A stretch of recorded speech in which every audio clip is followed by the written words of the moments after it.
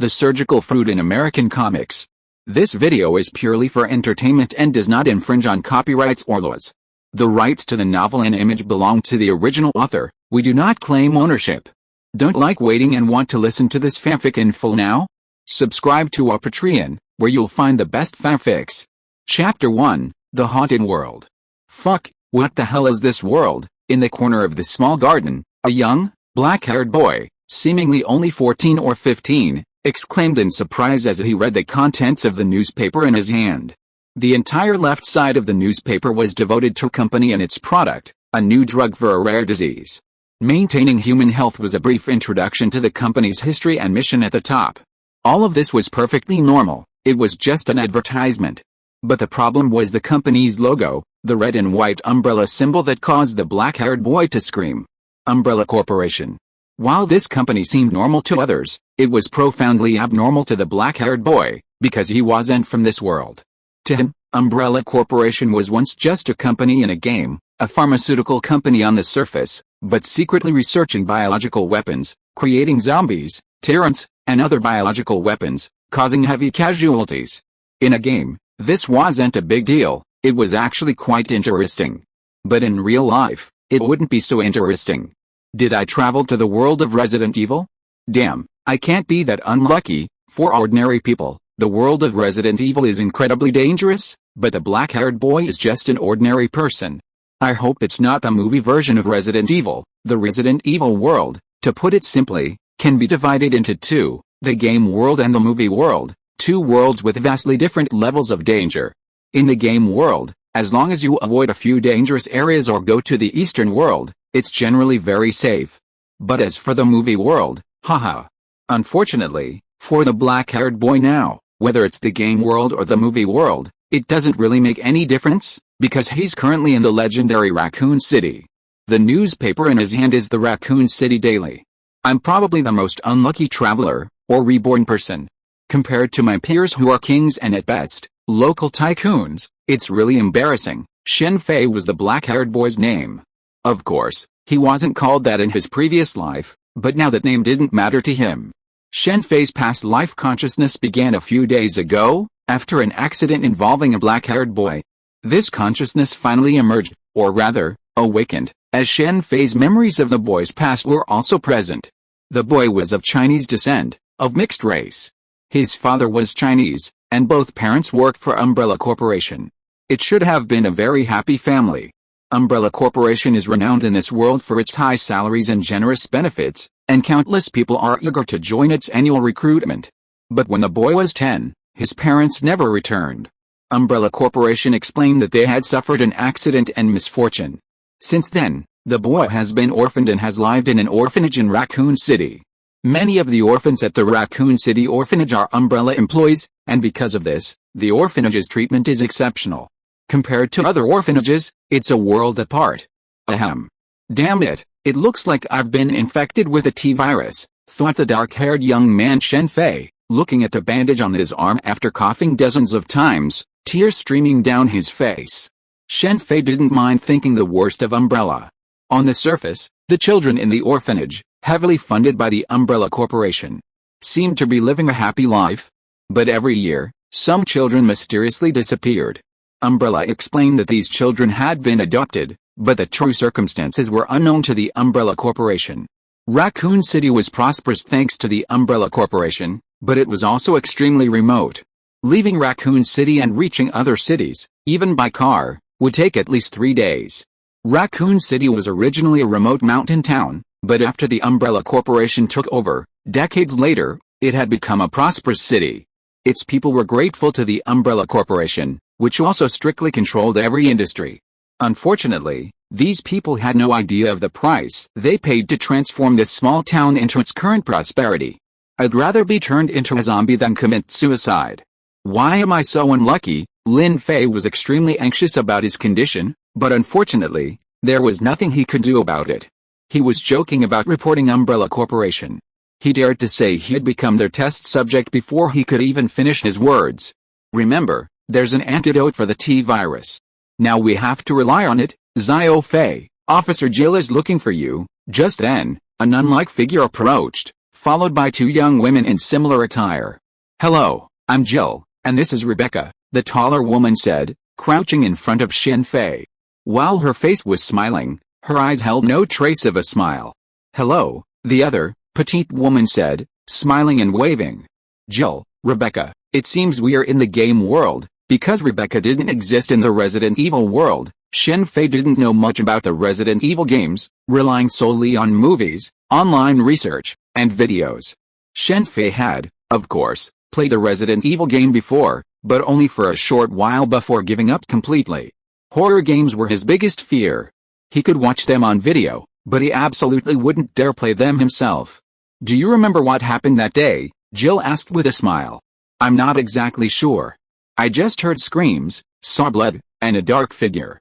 I got scared, so I ran away, and I don't know anything after that." Shen Fei's awakening was caused by an accident he'd encountered while playing outdoors with some friends a few days before. The old Shen Fei certainly didn't know what had happened, but the new Shen Fei knew what had happened. Zombie dogs had attacked them. He was the only one who escaped. Unfortunately, he couldn't tell Jill and Rebecca about this.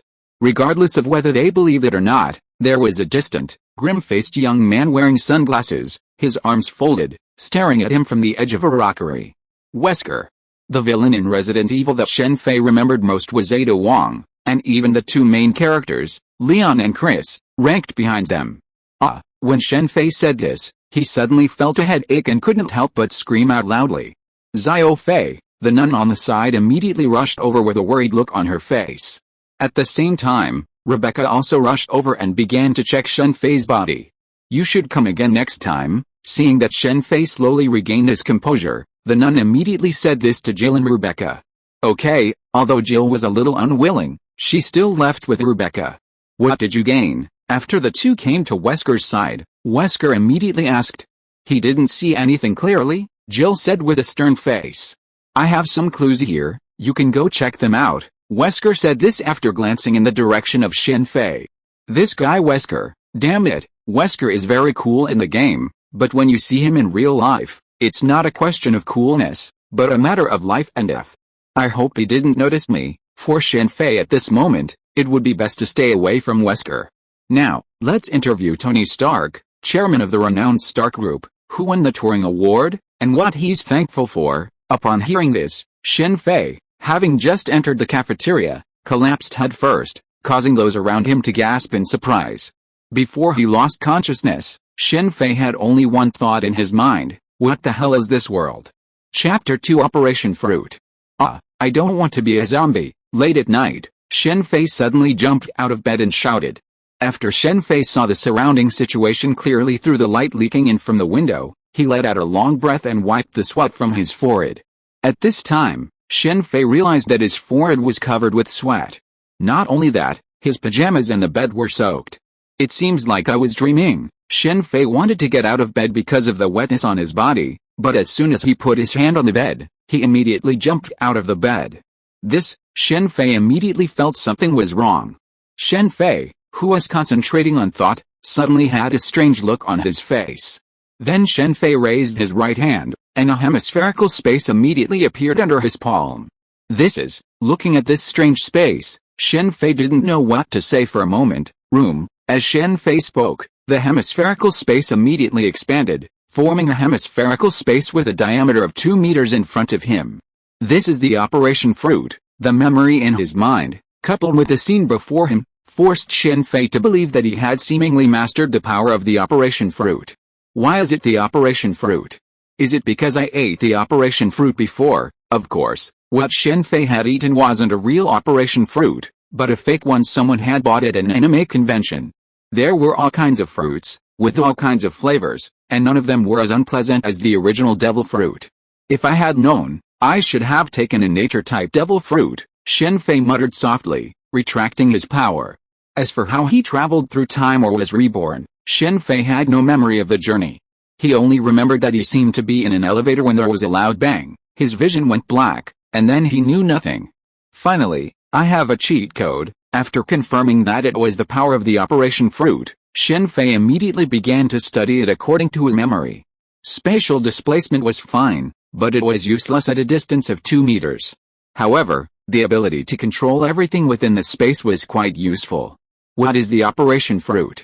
Within its power, it's like being on an operating table, at the mercy of the operator. In some ways, it's a realm.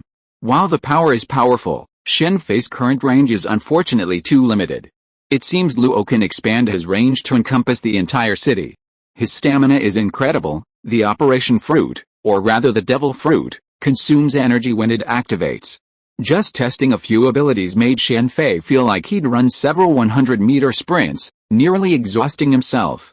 It seems the operation fruit neutralized the T-virus, and it seems to have even allowed me to evolve. Sensing the changes in his body, Shen Fei soon understood the reason.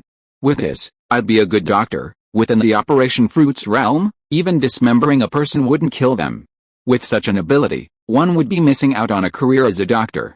The problems doctors face today stem from the intricacies of the human body, but with the operation fruit, such problems are eliminated.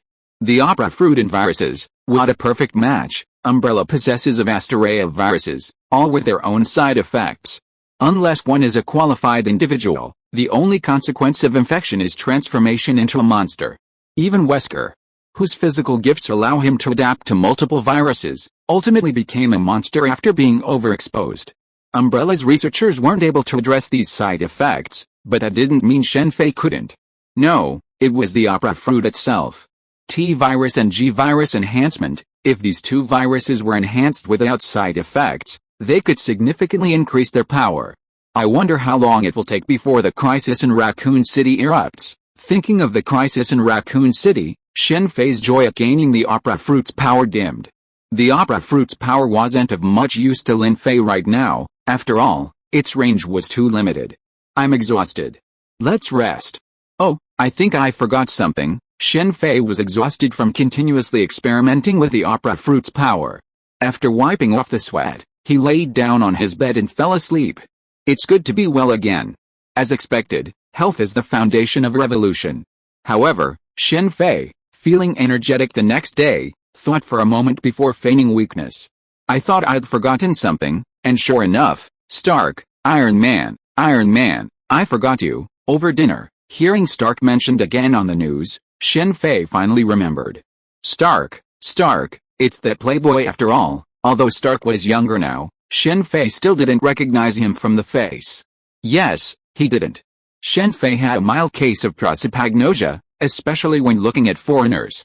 If it were a middle-aged Stark, he might have recognized him, but now, he couldn't.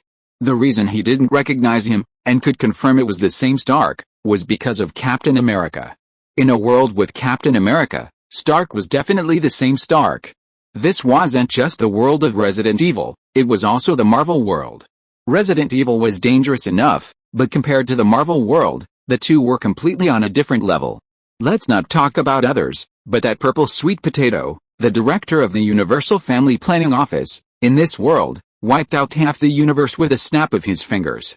That's far-flung, and closer still, there's the snake organization that grows two more after you chop off one head. I'm getting a bit carried away. Let's get through this first. The zombie dogs have started biting people, which means the crisis in Raccoon City is about to erupt. Here, Shen Fei, after searching online and discovering a mysterious and brutal killer had recently appeared in Raccoon City, immediately understood why Jill and Rebecca had come to him. They seem to be from some Star Entertainment, not the police, are they? Never mind, this world is no longer the Resident Evil world I know. Shen Fei then began to check maps around Raccoon City and gun shops. In a Resident Evil, without a gun, one would be courting death. Even though he possessed the operation fruit, which should have given him immunity to the T-virus, he didn't dare to let himself be bitten by a zombie. It's a pity I don't have time to study. Otherwise, I could strengthen the power of the operation fruit. To fully unleash the power of the operation fruit, one must not only be strong but also possess exceptional knowledge. Shen Fei could automatically acquire knowledge about objects within the scope of the operation fruit. For example, through the operation fruit, he could learn about the components of glass, and the same went for medicine and other items. However, this kind of knowledge was like reading an instruction manual. Without understanding, one couldn't comprehend the information. Unlike devil fruits used purely for combat, the operation fruit's abilities weren't designed for combat. Perhaps due to the power of the Operation Fruit and the T-virus evolution, Shen Fei's memory, while not yet a photographic memory, was much better than before. It didn't take long for him to memorize a rough map of Raccoon City and the locations of several gun shops. Fei, someone's looking for you. Just as Shen Fei was studying the map and planning his next move, a nun approached with a delicate, blonde girl who looked about 11 or 12 years old. Are you okay? The girl asked with concern. Who are you? Shen Fei asked, looking at the girl who seemed familiar yet strange. This is Shirley, the nun said immediately. Shirley, I remember now.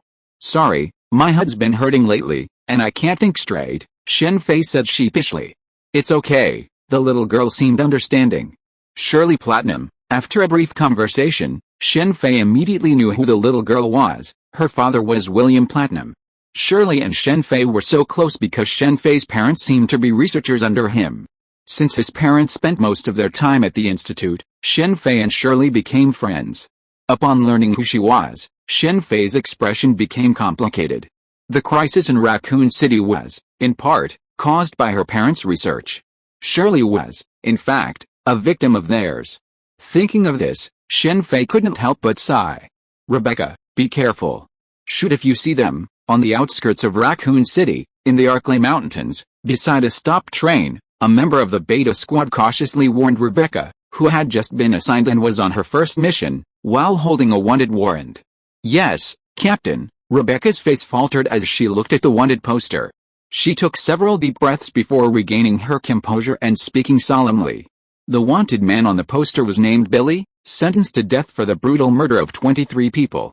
For Rebecca, a recent college graduate, this was someone she had never encountered before. Graduating from a prestigious medical school at the age of 18, Rebecca was undoubtedly a genius. Chapter 3, Changes in Raccoon City, Part 1. Captain, why was this criminal taken here? Rebecca looked at the wanted poster in her hand, her face filled with confusion. Raccoon City, while prosperous, was incredibly remote. A criminal named Billy shouldn't be here, no matter what. That's certainly suspicious, the captain pondered after hearing Rebecca's words. As the captain of the STARS Beta Squad, Enrique was a meticulous and thoughtful man. His 20 years of police experience had given him a vague sense that something was amiss with this mission. You have a point. Don't stray too far from me, the captain said to Rebecca after a brief silence. The STARS squad operated in teams of 2, and since Rebecca was new, a soft-hearted woman, and a brilliant scientist, the captain was assigned to the same team. Yes, Rebecca nodded, immediately drawing her pistol from her waistband and preparing to search the stopped train. While Rebecca searched the train, Enrique prepared to investigate outside before rejoining Rebecca. Who are you? Get out. Enrique was about to move when he suddenly sensed something was amiss. He aimed his pistol at the swaying brush and shouted. If you don't come out, I'll shoot, Enrique said, slowly advancing toward the brush. What the hell is this? Enrique, having taken a few steps, saw the creatures before him, his expression suddenly changing. 3 zombie dogs appeared before him. Of course, Enrique didn't recognize them at that moment. A foul odor carried by the wind, forcing Enrique to cover his nose. Just then, 3 zombie dogs lunged at him from 3 directions. Bang, bang, bang. As the dogs moved, Enrique quickly retreated, firing 3 shots at them simultaneously. True to his STARS team, Enrique's hasty 3 shots slowed the dogs' movement, and then he quickly climbed a nearby tree. Captain, what's going on? Just then, Rebecca's voice rang out from the intercom on his shoulder. Don't come out, Enrique called out hurriedly.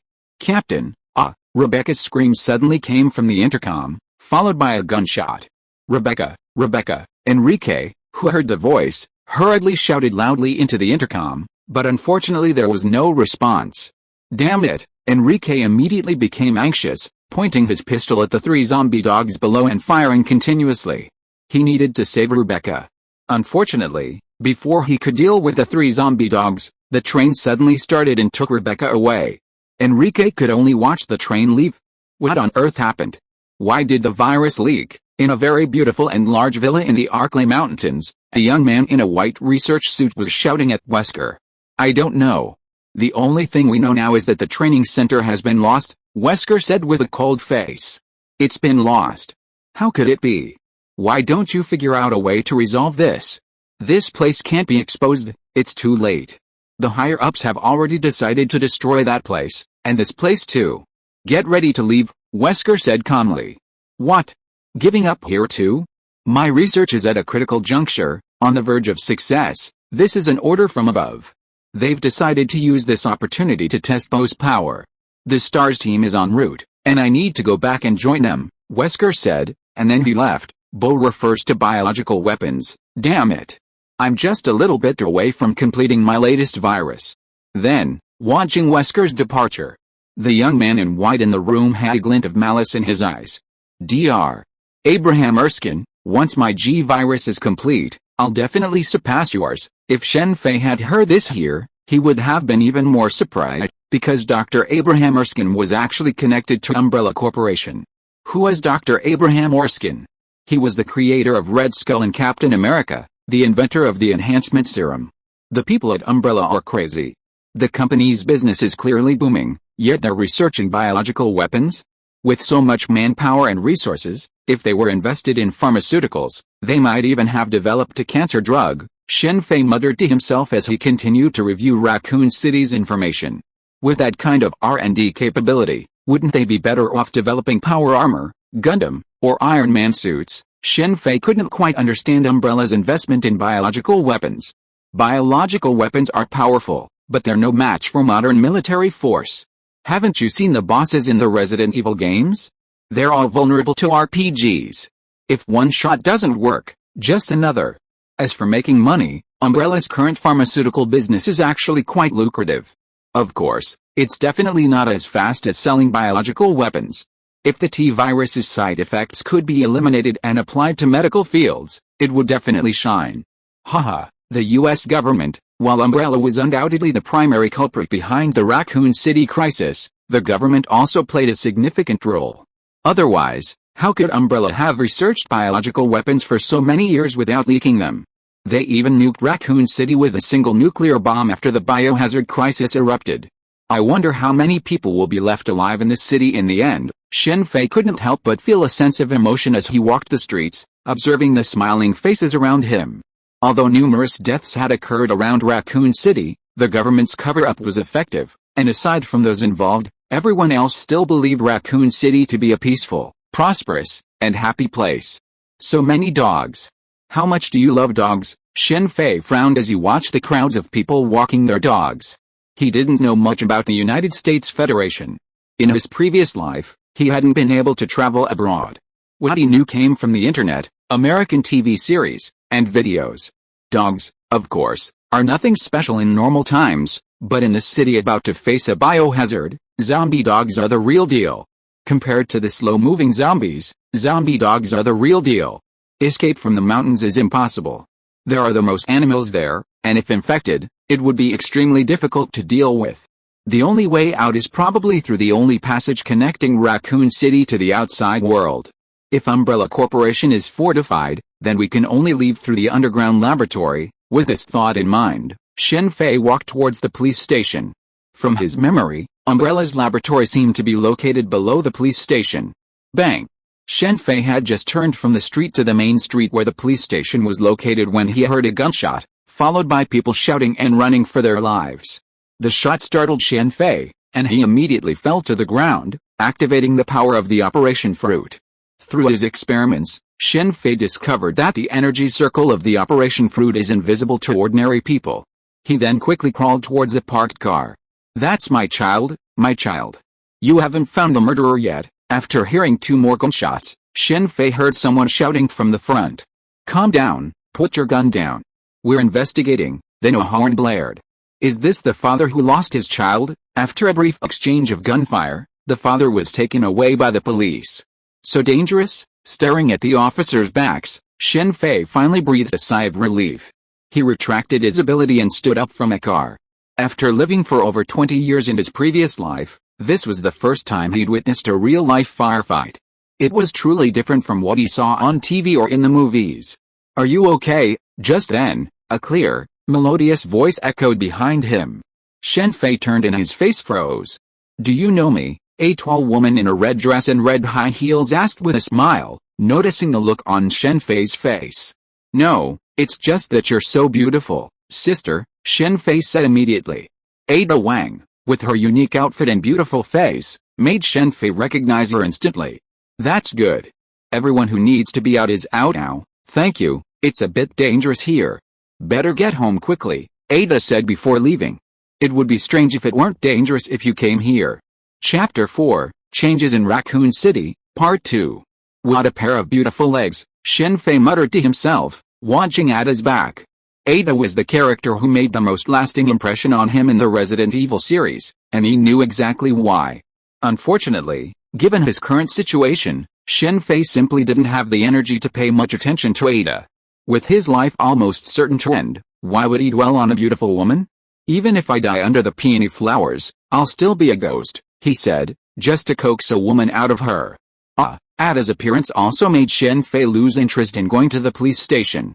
While Shen Fei had appeared to have made many preparations up to this point, in reality, none had been made, everything was purely his own idea. His age, coupled with the fact that this was a city controlled by Umbrella Corporation, meant he couldn't take any preemptive action. He could only wait for the drastic changes to unfold and react accordingly. Wesker, you bastard. In the basement laboratory of the mansion, Chris and Jill stared at Wesker, their expressions filled with anger. They had never imagined that this was all a conspiracy, and that their captain was one of the masterminds. Wesker, the captain of Alpha Squad within the STARS team, was highly respected by his teammates, including Chris, Jill, and even Rebecca. Unfortunately, all of this was just a Wesker facade. You're quite good. Let me show you the power of this new bioweapon, Wesker declared, unleashing the device containing the Tyrant. This would have been the perfect opportunity to stop Wesker, but Chris and Jill, still mindful of their previous friendship, didn't fire their weapons. But then, something unexpected happened. The Tyrant stabbed Wesker to death with its own claws. This scene left Chris and Jill completely stunned. Run, but then Chris regained consciousness, shooting the Tyrant while fleeing with Jill. As the Tyrant pursued Chris and Jill, a groan suddenly erupted from the deserted lab, and Wesker, seemingly dead, rose to his feet. Looks like the plan worked, he clenched his fist, removed his sunglasses, and, gazing into his bloodshot eyes, Wesker let out a smug laugh. It's undeniable that Wesker's success wasn't without reason. To fully integrate the virus and gain immense power, he even risked his own life. By resurrecting from the dead, he could fully integrate the virus's power. Even Shen Fei, with his Operanomie power, wouldn't dare do this. He knew one misstep would lead to his own demise. Wesker won the bet. Spencer, I'm ready. Hearing the alarms blaring around him, Wesker instantly sprang to the front of the lab computer with astonishing speed. Damn it, watching the access denied message on the computer and the sirens blaring, Wesker left the lab, leaving the impending mansion in a rage. What's going on? Shen Fei muttered under his breath as he watched the helicopters approach Raccoon City in the distance. He'd seen them so many times in the past few days. What did you say? In the police chief's office, Chris angrily grabbed the chief by the neck and slammed him against the wall. The reason was simple. After Chris and the others returned to the Raccoon City Police Department, they immediately approached the chief and told him everything Umbrella had done. The chief, however, accused Chris of joking. He even ignored Chris's request to have all the top Umbrella executives arrested. Not only the chief, but everyone else in the department doubted Chris.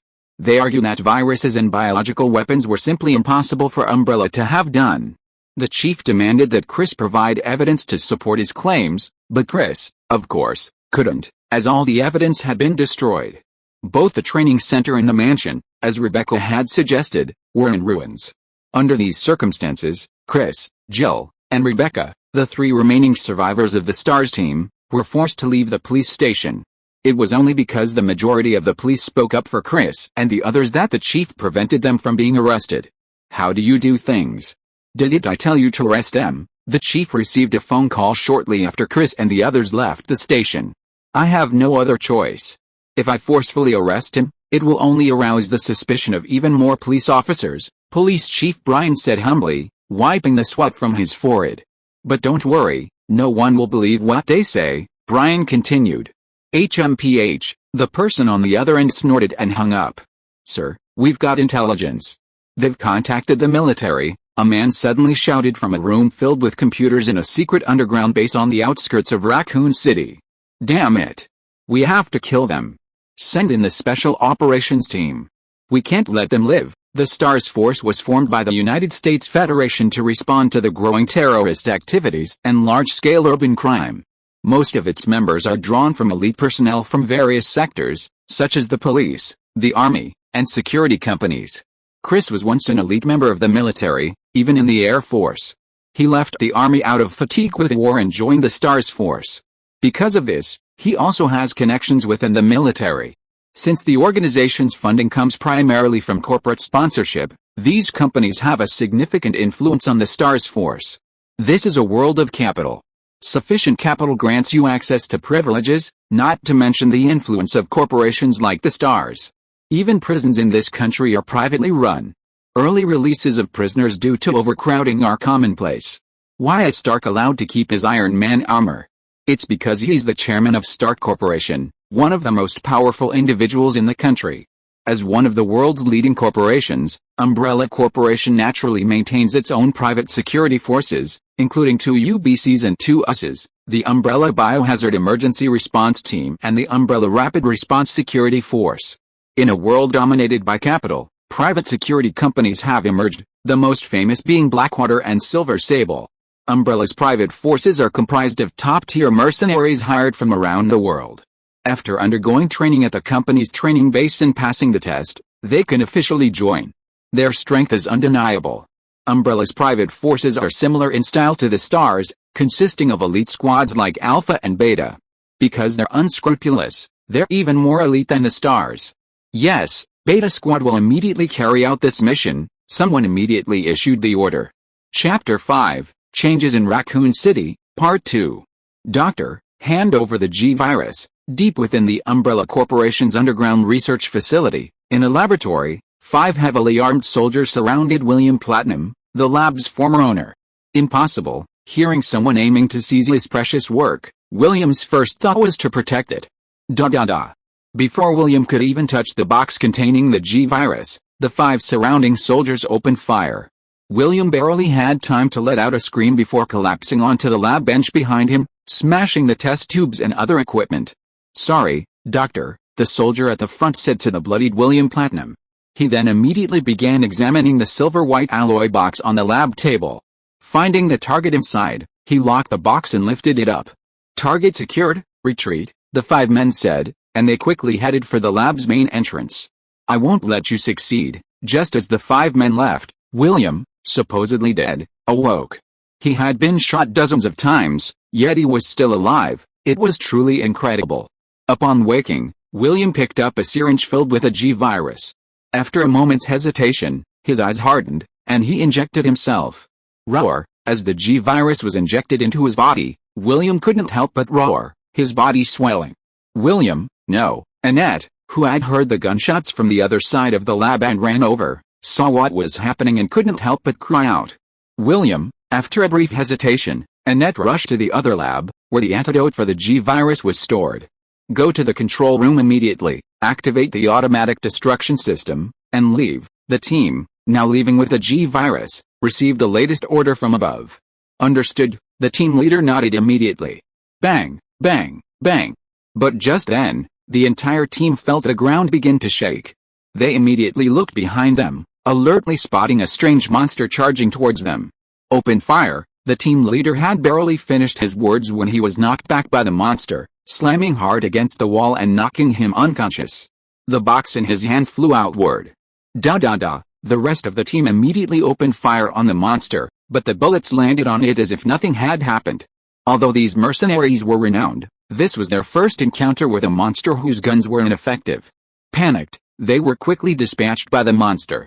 After dispatching them, the monster, without even a glance at the box containing the G-Virus, headed towards the research institute. "Damn it, William. Send the UBCs out.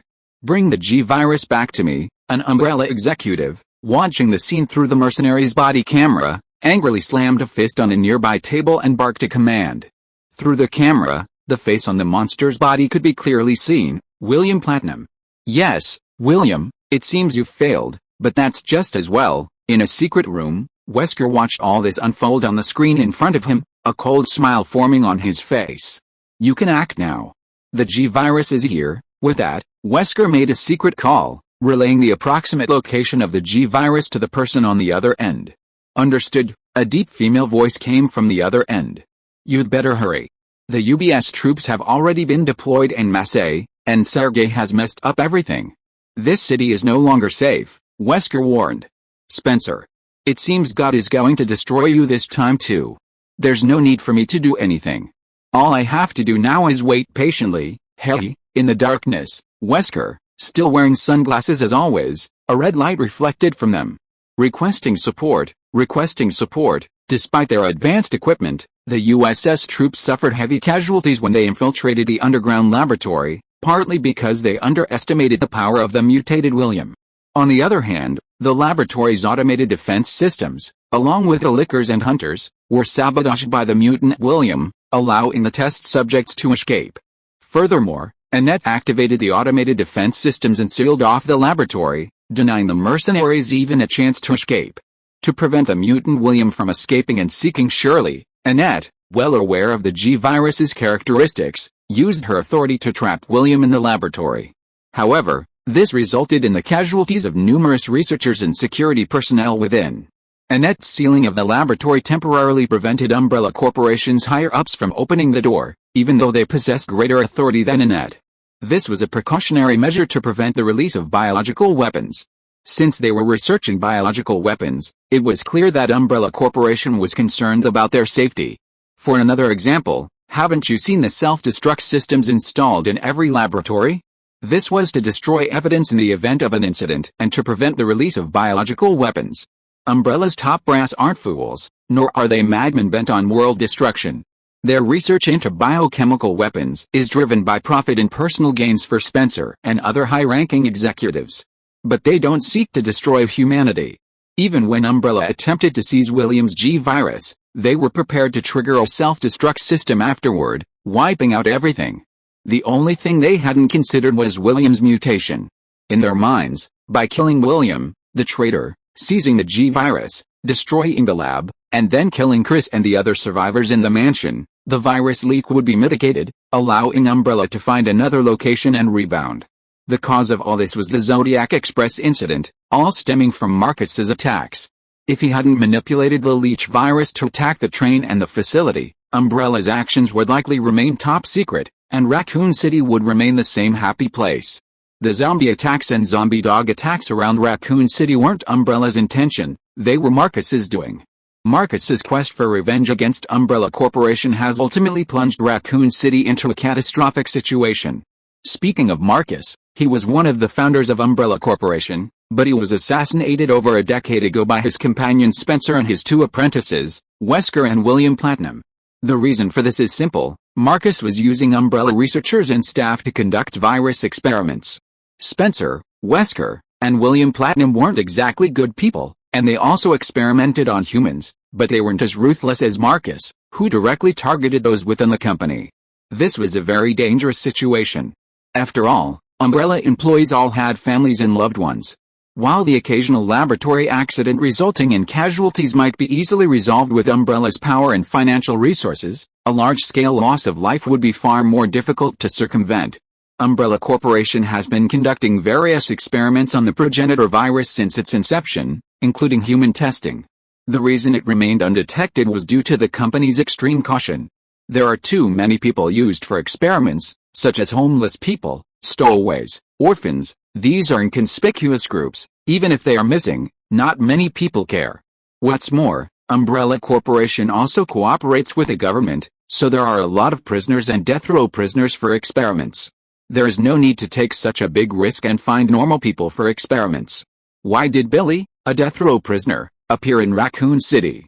He was sent here to be a test subject, and Billy is an elite in the military. It's a pity that everything was destroyed by Marcus. Speaking of it, Marcus saved Billy's life, but he died at the hands of Billy and Rebecca. It can be said that evil has evil consequences. Things have changed, and nowadays William's turn to be betrayed by Umbrella Corporation, but this guy dragged the entire Raccoon City to be buried with him. Damn it, all of them deserve to die. Cough cough. Inside a deserted castle, Spencer, wheelchair-bound and hooked to an IV drip, nearly spat out blood in anger after hearing his subordinate's latest intelligence reports. Umbrella Corporation had finally grown to this size, boasting numerous branches and secret bases around the world. With their plans nearing completion, Spencer was furious at this unexpected turn of events, as time was running out. This Umbrella Corporation in this world differed significantly from the original. Spencer and his two companions, who had discovered the progenitor virus, took it directly to Dr. Abraham Erskine, the foremost scientist of the time. Dr. Abraham Erskine was truly remarkable. Through his research on the progenitor virus, he developed a serum that gave rise to the Red Skull and Captain America, two enhanced humans. The original plan was to use this serum to create a large number of enhanced warriors to defeat the fascists, who possessed vastly superior weaponry for the era. Unfortunately, after completing Captain America's enhancement, Dr. Erskine was assassinated, leaving behind no formula, only a single vial of serum. Countless scientists subsequently attempted to use this serum to reverse engineer its formula, but all failed, and the entire vial was wasted. Of course, these scientists weren't all idiots. They did achieve some success, including a weakened version of the serum. While it was far inferior to the one injected into Captain America, it was their limit. Furthermore, the injection was highly dangerous. While many were working on Dr. Abraham Erskine's enhancement serum, Spencer and others set their sights on the progenitor virus, knowing that Dr. Erskine had developed the serum through research on it.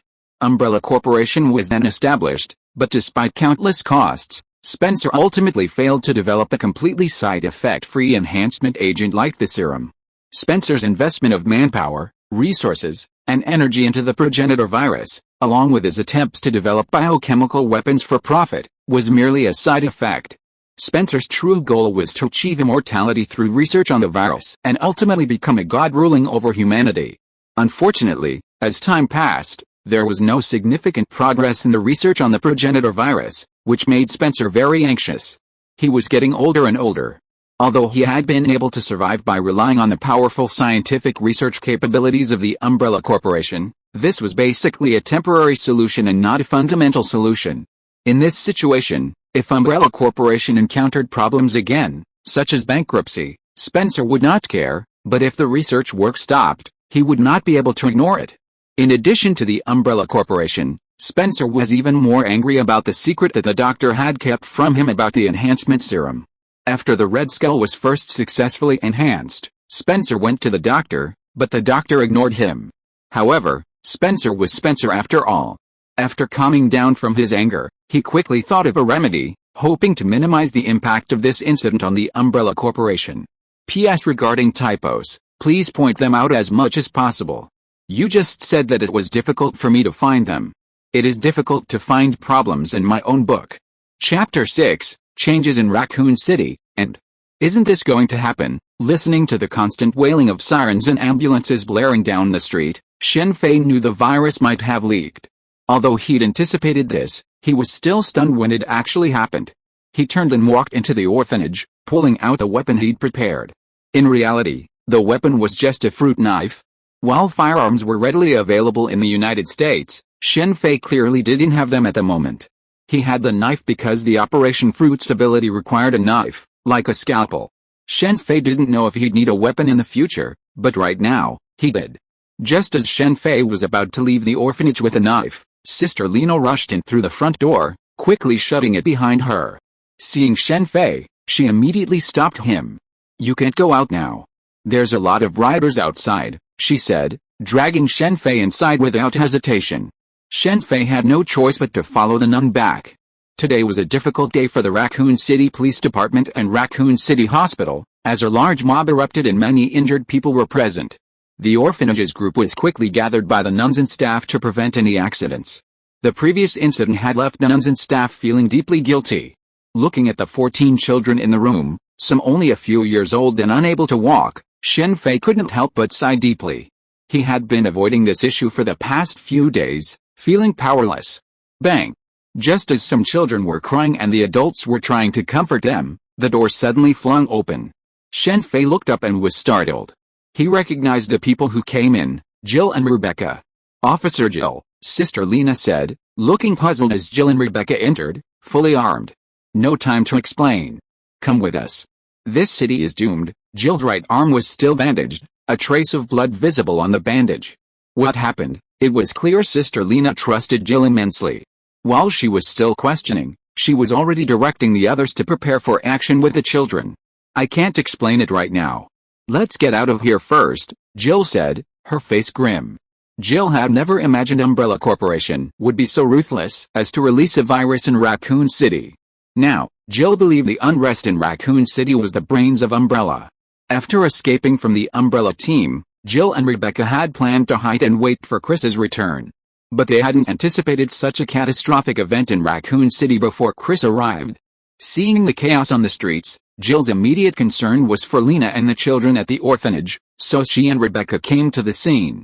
Let's go. Soon, the group boarded a milk truck Jill had prepared through the orphanage's back door. After getting everyone inside, Jill and Rebecca took the driver's seat and set off. That's pretty lucky, Shen Fei, crammed into a corner of the car, finally breathed a sigh of relief. With these two around, his chances of escape were greatly increased. Although Shen Fei was a little worried about Shirley's situation, the thought of Leon and Claire eased his worries.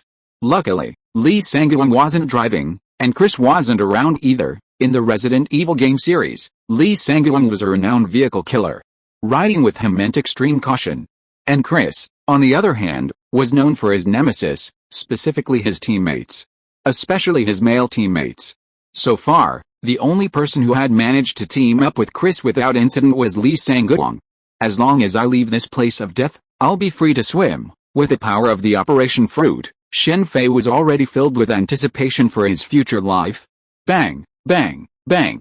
A continuous barrage of gunfire interrupted Shen Fei's reverie. Then the car screeched to a halt, and horns blared outside, signaling the lockdown of Raccoon City.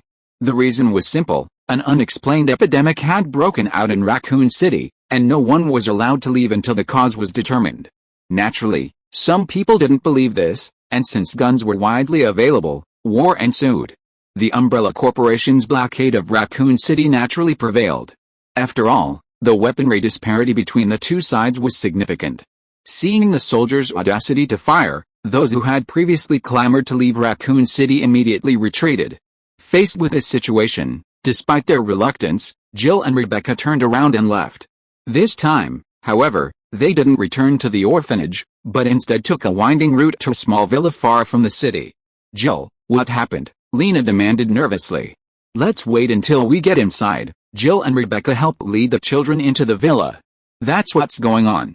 Now we have to hold out until the army arrives. After briefly explaining the situation to Lena, Jill and Rebecca left to survey the surrounding area. Their previous experience at the mansion had taught them that even if there were few people around, they still needed to be cautious. Rebecca, stay here and protect them. I'll go investigate. In the villa's basement, Jill opened a secret room and pulled out a large number of weapons. Where is this? Rebecca stared in amazement at the array of weapons before her. She had never imagined such a vast array of weapons could be found here. This is Chris's resting place, Jill explained briefly. As a member of the Raccoon City Stars, they usually had little to do. After all, it was far from the big city, and minor incidents were handled by the police. Besides training, these stars had plenty of time to rest. Chris had set up a small shooting range in the suburbs for his own fun. Chris was a keen weaponist, as Claire's skill in handling of the weapons showed. Be careful, Rebecca said concernedly, watching Jill, fully armed, preparing to leave. Don't worry, be careful here too. What the hell are you trying to do? Are you crazy? Brian shouted into the police chief's office. That's none of your business. Just do what we've arranged, and someone will naturally lend you out. Then, you can go anywhere you want with plenty of cash. That little money right now isn't enough. Double it, Brian said loudly. No problem, he said, and hung up. Idiot, the man sneered. Sister Rebecca, can you teach me how to use a gun? After Jill left, Rebecca stood guard at the villa gate. Shen Fei thought for a moment, then walked over. Use a gun? Rebecca looked at Shen Fei in surprise. I don't know what happened, but judging by your expressions, it's obvious something serious has happened. If I learn how to use a gun, I can help you. Shen Fei was the oldest of the orphans in the orphanage.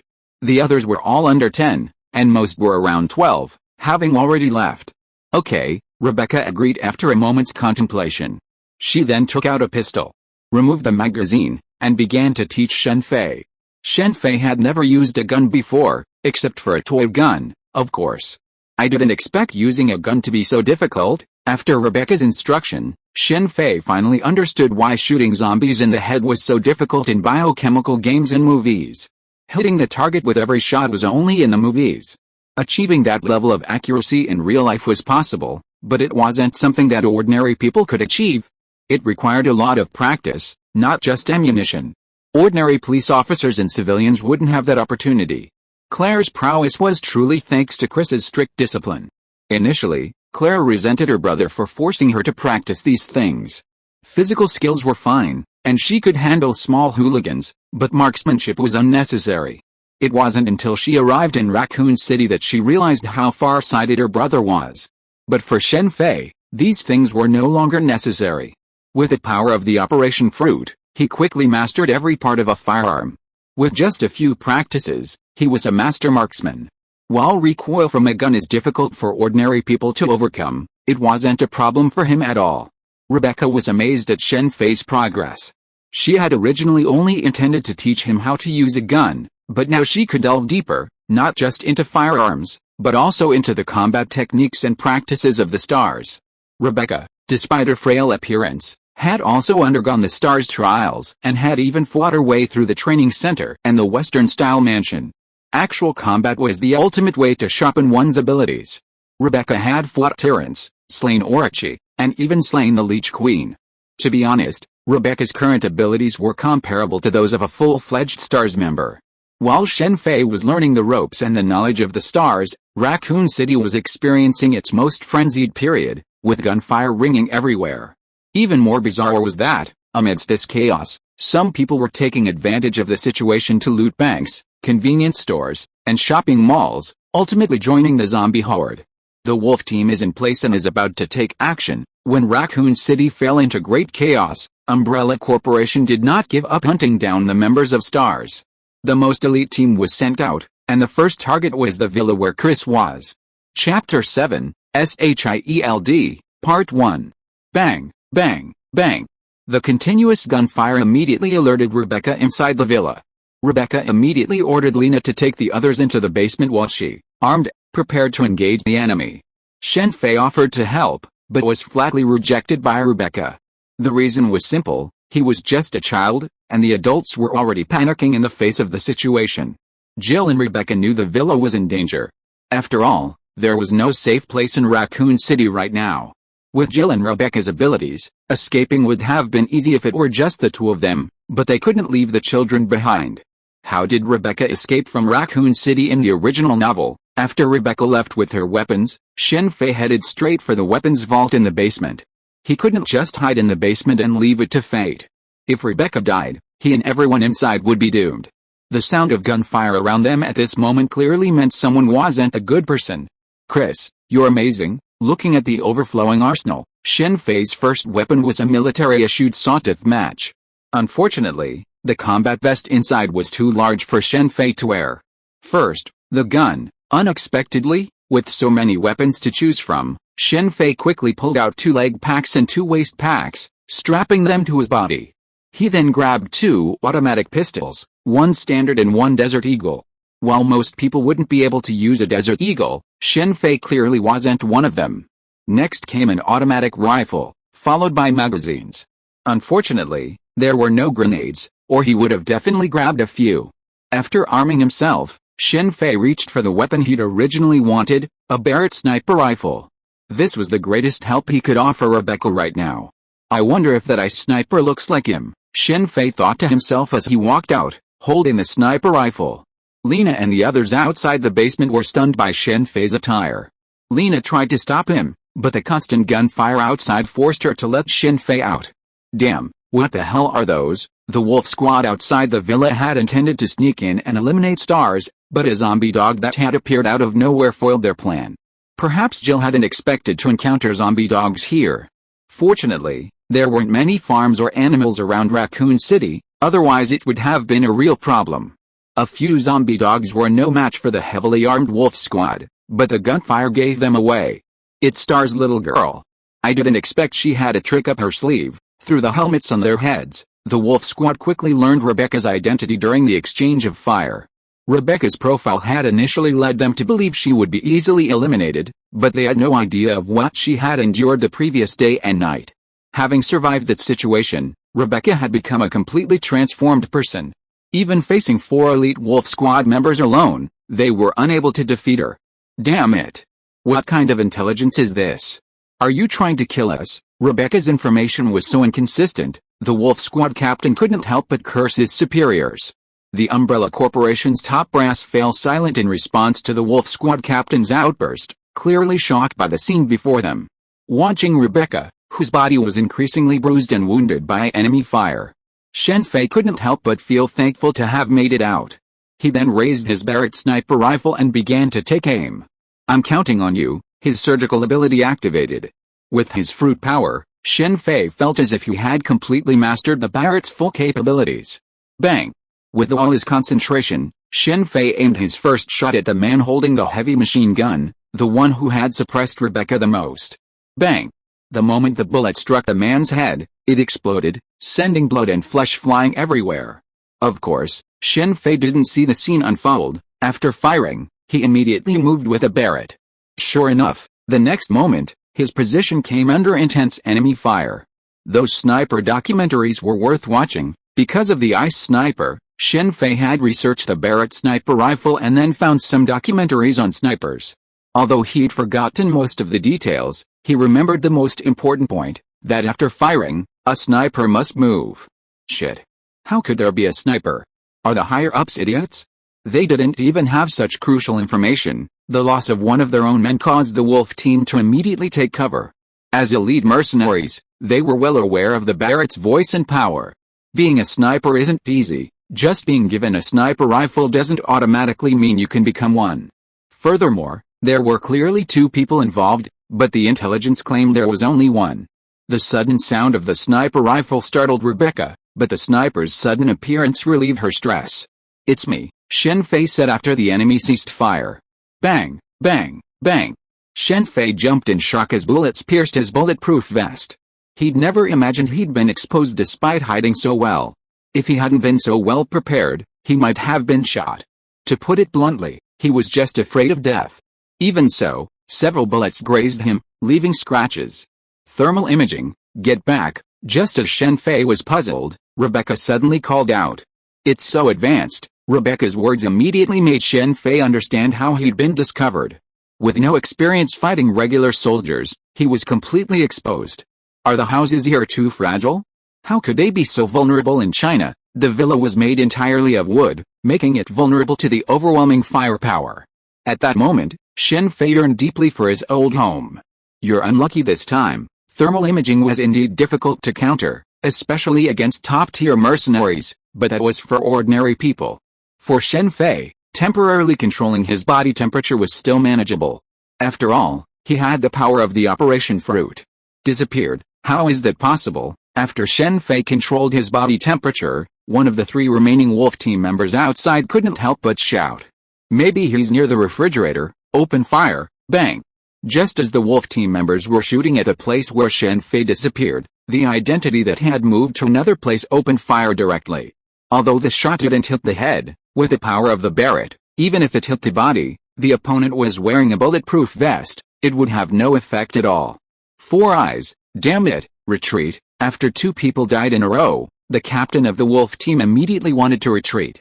They were just mercenaries of the Umbrella Corporation. Working for the Umbrella Corporation just for a generous reward. Now the intelligence discrepancy was so great that they thought the Umbrella Corporation didn't want to pay the reward and wanted to sell them out. Wolf team, what are you doing? Kill the other party quickly, an urging voice came from the walkie-talkie. You saw the situation.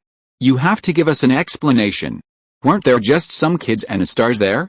Why were there snipers? Actually, Shen Fei's first shot was a stroke of luck, as thermal imaging can't pick up weapons. So, to the wolves, it looked like just one kid, and yet, they were doomed. Poor wolves. In the original story, they'd been in and out of Raccoon City, fighting their way through it. Tyrant had taken out several of them, and even nearly killed Fei and Claire's men. And now, they'd done nothing and lost 2 of their men. Alright, don't worry about this. Go help the other units eliminate the military personnel. Your rewards will be paid for 4 people, okay? Are you okay? Rebecca immediately approached Shen Fei after the wolves retreated, asking with concern. Just a few minor injuries, but are you okay? No, this place is no longer safe. What should we do next? The enemy had retreated, but they certainly wouldn't give up. The next time they came, there might be more than 4. Jill hasn't returned yet. Rebecca was now somewhat bewildered. With these children around, retreating there wasn't safe, and abandoning them and escaping was out of the question. Hurry and kill those soldiers, then destroy the City Hall's data. Hurry. The Umbrella Corporation's top brass was also anxious due to the intense fighting in Raccoon City. Don't linger, rush to the lab and retrieve William Platinum and the G-Virus. The military also issued orders. But there are still many survivors here, the commander directly involved in the operation said. This isn't your business. They'll be rescued naturally. Complete your mission first, a stern voice came over the intercom.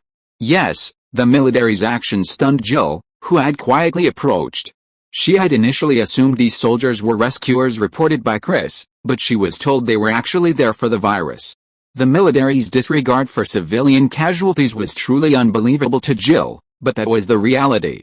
Simultaneously, a helicopter flew over Shen Fei and his companion's villa and dropped a massive iron canister. No way, Shen Fei was stunned when he saw the falling iron cans. It wasn't just Shen Fei. Around the same time, 10 iron cans were airdropped into Raccoon City. Compared to the 6 in the original novel, this time Raccoon City had a much bigger drop. If you're listening to this novel on a channel other than Fanfic World, it means they downloaded and uploaded it without effort. We cordially invite you to visit our channel, Mundo Fanfic Novelis. There you'll find the original version of this story and you can explore many other novels of various genres. We're waiting for you to immerse yourself in a world of incredible novels. Chapter 8 S.H.I.E.L.D. Part 2. Luckily it's a hunter, not a tyrant. Shen Fei breathed a sigh of relief as he watched the green monster emerge from the can. The hunter, a type of Umbrella's biological weapon bow, resembled an enlarged frog, possessing sharp claws and exceptionally powerful attack power. Combined with its rapid movement and tough skin, it was a formidable bow. Umbrella had a brilliant idea in using the hunter to deal with them, but unfortunately, they miscalculated. The hunter was now facing Rebecca, who had already killed numerous hunters in the training center in the mansion. Umbrella's unwise move was due to the lack of Rebecca's previous intelligence on how to deal with biological weapons. Wesker held that information, and William also had some. However, with one of them betrayed and the other mutated, it was impossible for them to provide Umbrella with any information. The hunter was quickly defeated by the combined attack of Rebecca and Shen Fei. Even the hunter was unable to withstand the power of the Barrett sniper rifle. Bows like the hunter haven't really played a significant role in the Resident Evil series, especially for those wielding heavy firepower.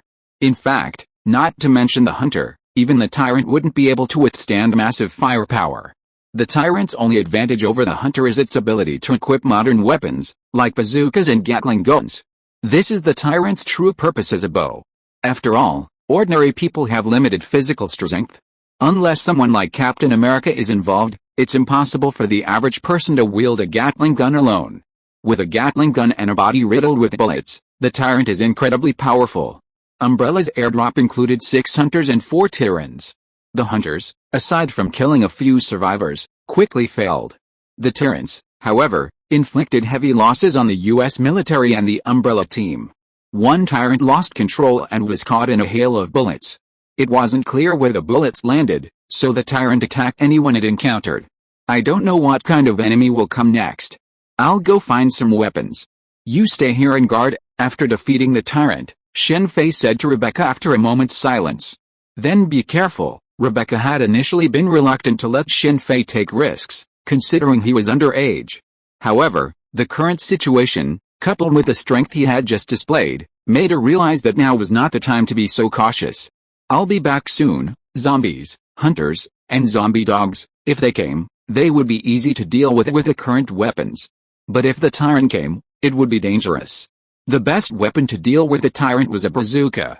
Driving the milk truck he had been riding in, Shen Fei headed towards Raccoon City.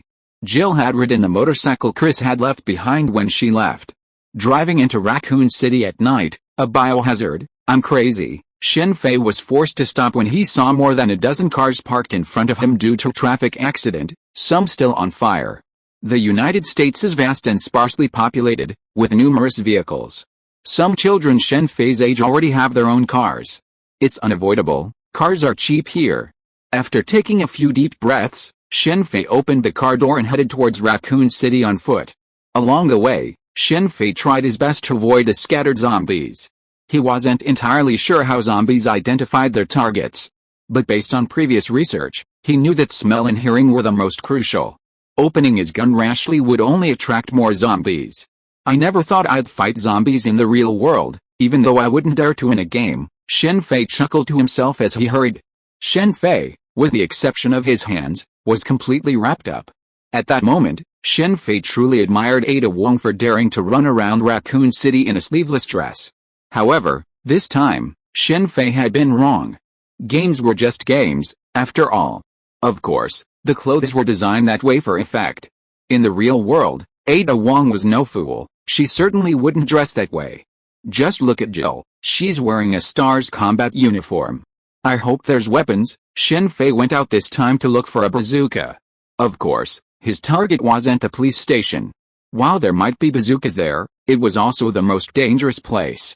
Umbrella's lab was right below, and there weren't just hunters there, but lickers too. Hunters were formidable in frontal combat, but lickers were far more formidable in ambush situations, especially in an urban environment. The police at the police station were annihilated not by zombies but by lickers.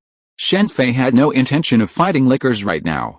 Risking his life in Raccoon City to search for weapons was his greatest effort, both for his own safety and for Rebecca and the children. Shen Fei had come to Raccoon City to retrieve weapons airdropped by Umbrella or the US military. In real combat, you don't have unlimited ammunition, and the weapons and ammunition you carry are also limited. In this situation, the only way to replenish ammunition was through airdrops. The Tyrants also needed to restock their weapons and ammunition. It was with this in mind that Shen Fei had come to the inner city. All guns, Shen Fei quickly found a supply box. The speed was so great because it was so conspicuous, the area where the box was located glowed. At this point, most of Raccoon City had lost power. In the pitch-black environment, zombies had a significant advantage over humans. This was Umbrella Corporation's decision: destroy the power plant and let the zombies eliminate the survivors. Fortunately, due to the widespread fires in the city, the streets were still visible. What I need is a bazooka. After restocking some ammunition, Shen Fei continued to search for other supply boxes. His efforts paid off, and he finally found a box containing a bazooka and 3 rockets, 4 if you count the one in the bazooka. That should be enough. With the supplies in hand, Shen Fei immediately decided not to take any more risks. While he was curious about the laboratory under the police station and that Shirley might be there, he didn't want to confront William head-on. This person seems to be immortal and can transform continuously. It can be said that if Raccoon City had not dropped a nuclear bomb, this person might still be alive. Fortunately, Shen Fei's body has been strengthened by the T-virus and his strength has increased greatly, otherwise he really couldn't take the bazooka with him. Boom. Just as Shen Fei was about to leave, there was a loud noise in the distance, followed by continuous gunshots, and then a roar like some animal.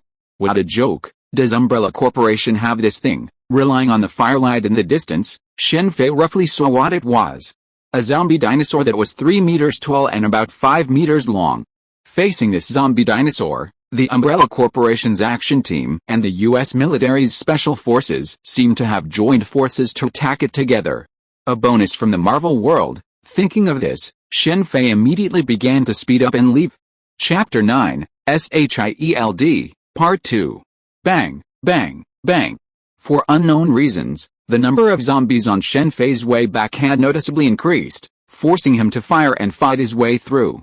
Zombie dogs, zombie cats, why do you keep so many dogs and cats? As 3 zombie dogs and 2 zombie cats appeared ahead, Shen Fei had to put down his bazooka case and pull a grenade from his waist pouch. He had found the grenade in a box of airborne supplies he had previously recovered. Besides the deliberate actions of the Umbrella Corporation, another major factor in Raccoon City's rapid decline was the zombies. Unlike humans, who transform slowly into zombies, zombies don't slow down at all. Coupled with their disgusting appearance, most people's first instinct upon seeing them is to flee. but escape is impossible.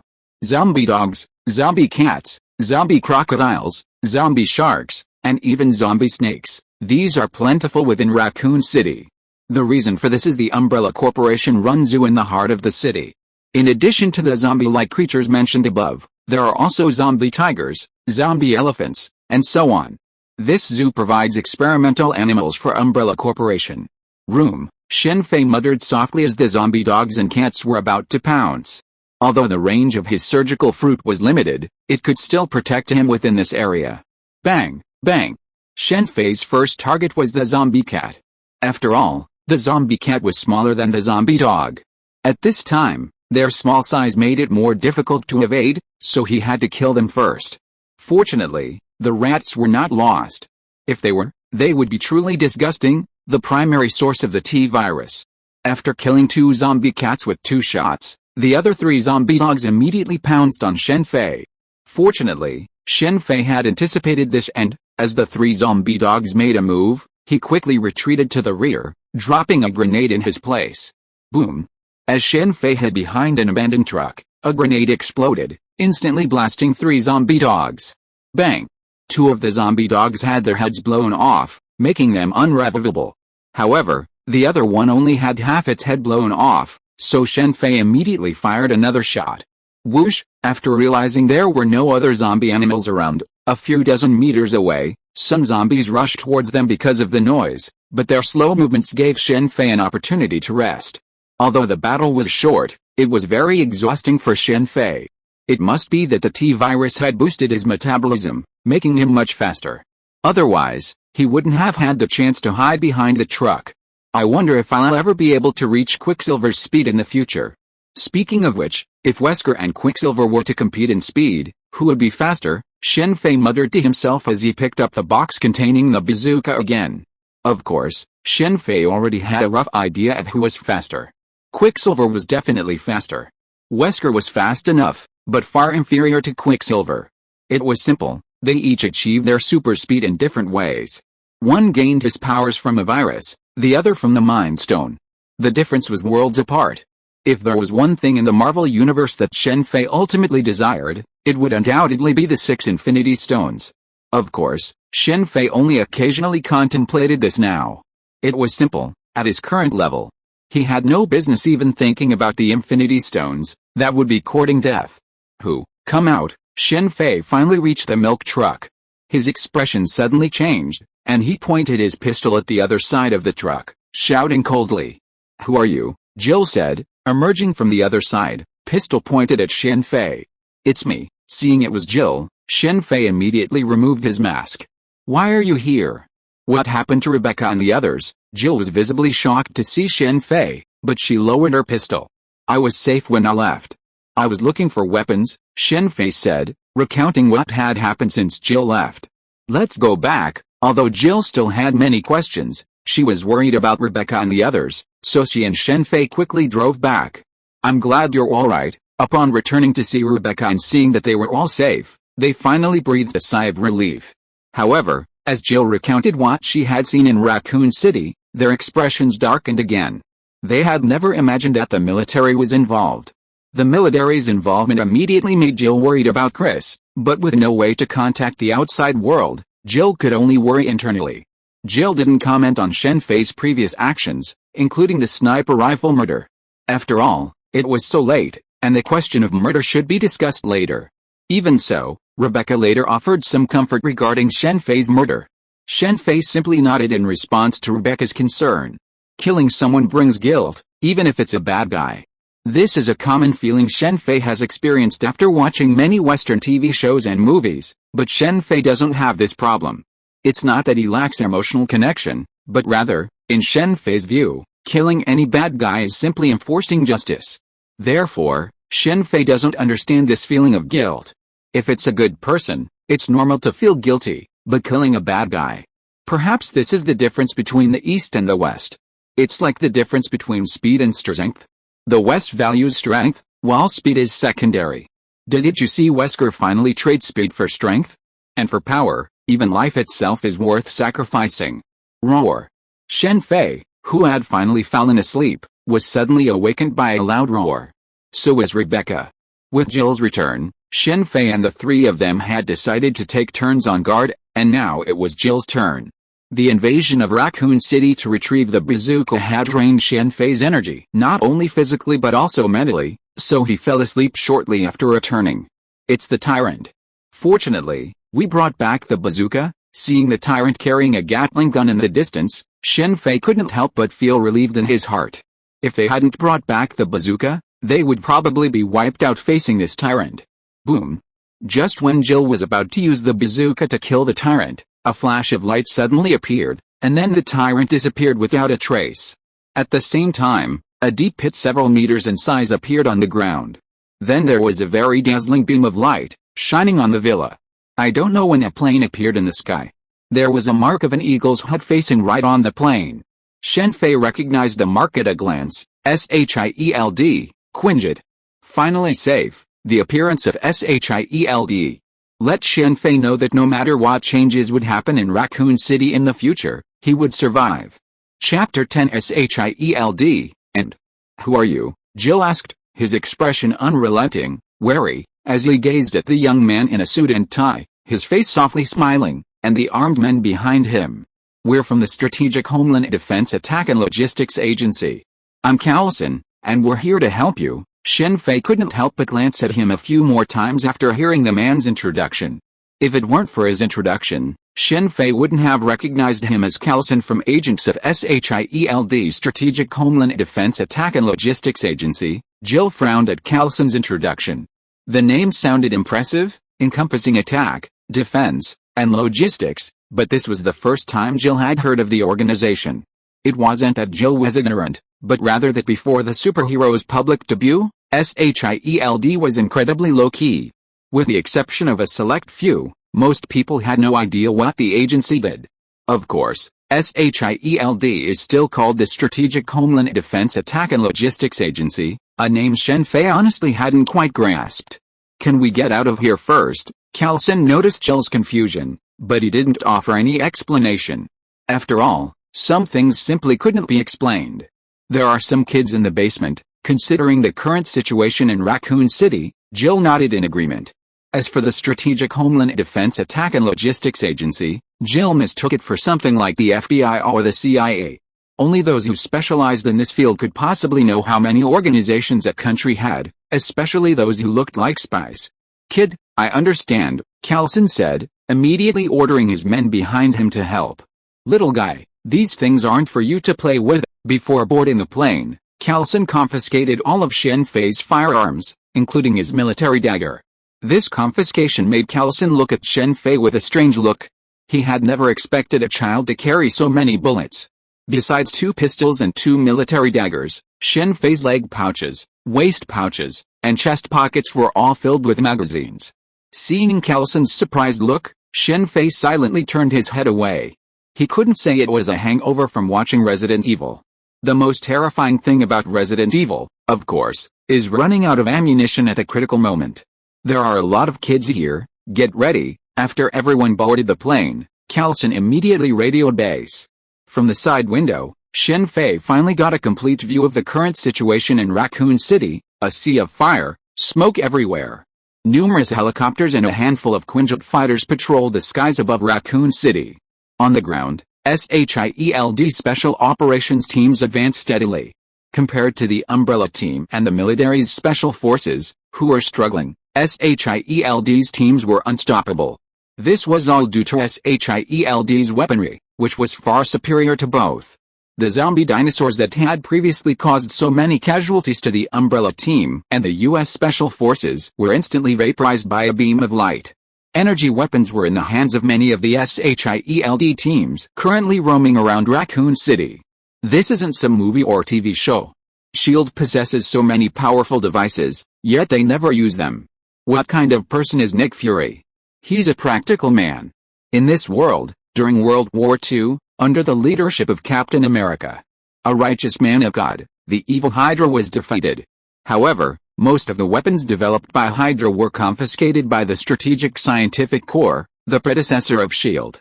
Even during World War II, Hydra possessed energy weapons, let alone now. The establishment of the Strategic Homeland Defense, Attack, and Logistics Agency, S.H.I.E.L.D, was largely driven by these energy weapons. After victory, these spoils became a crucial battleground for all nations. These weapons are so dangerous that they can't be distributed freely. So, after discussing their fate, the 5 leaders decided to form a joint organization to safeguard these dangerous weapons. But what about Nick Fury?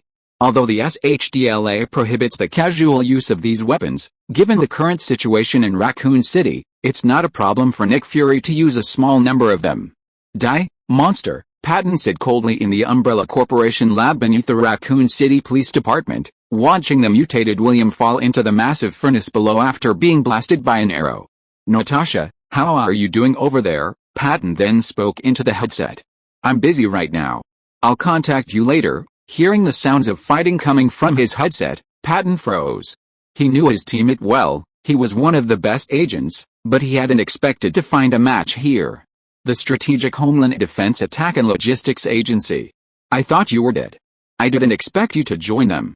What a name. Ada smiled and shook her head after forcing Natasha back with a kick. King Ada, I didn't expect to see you here. Hand over the item.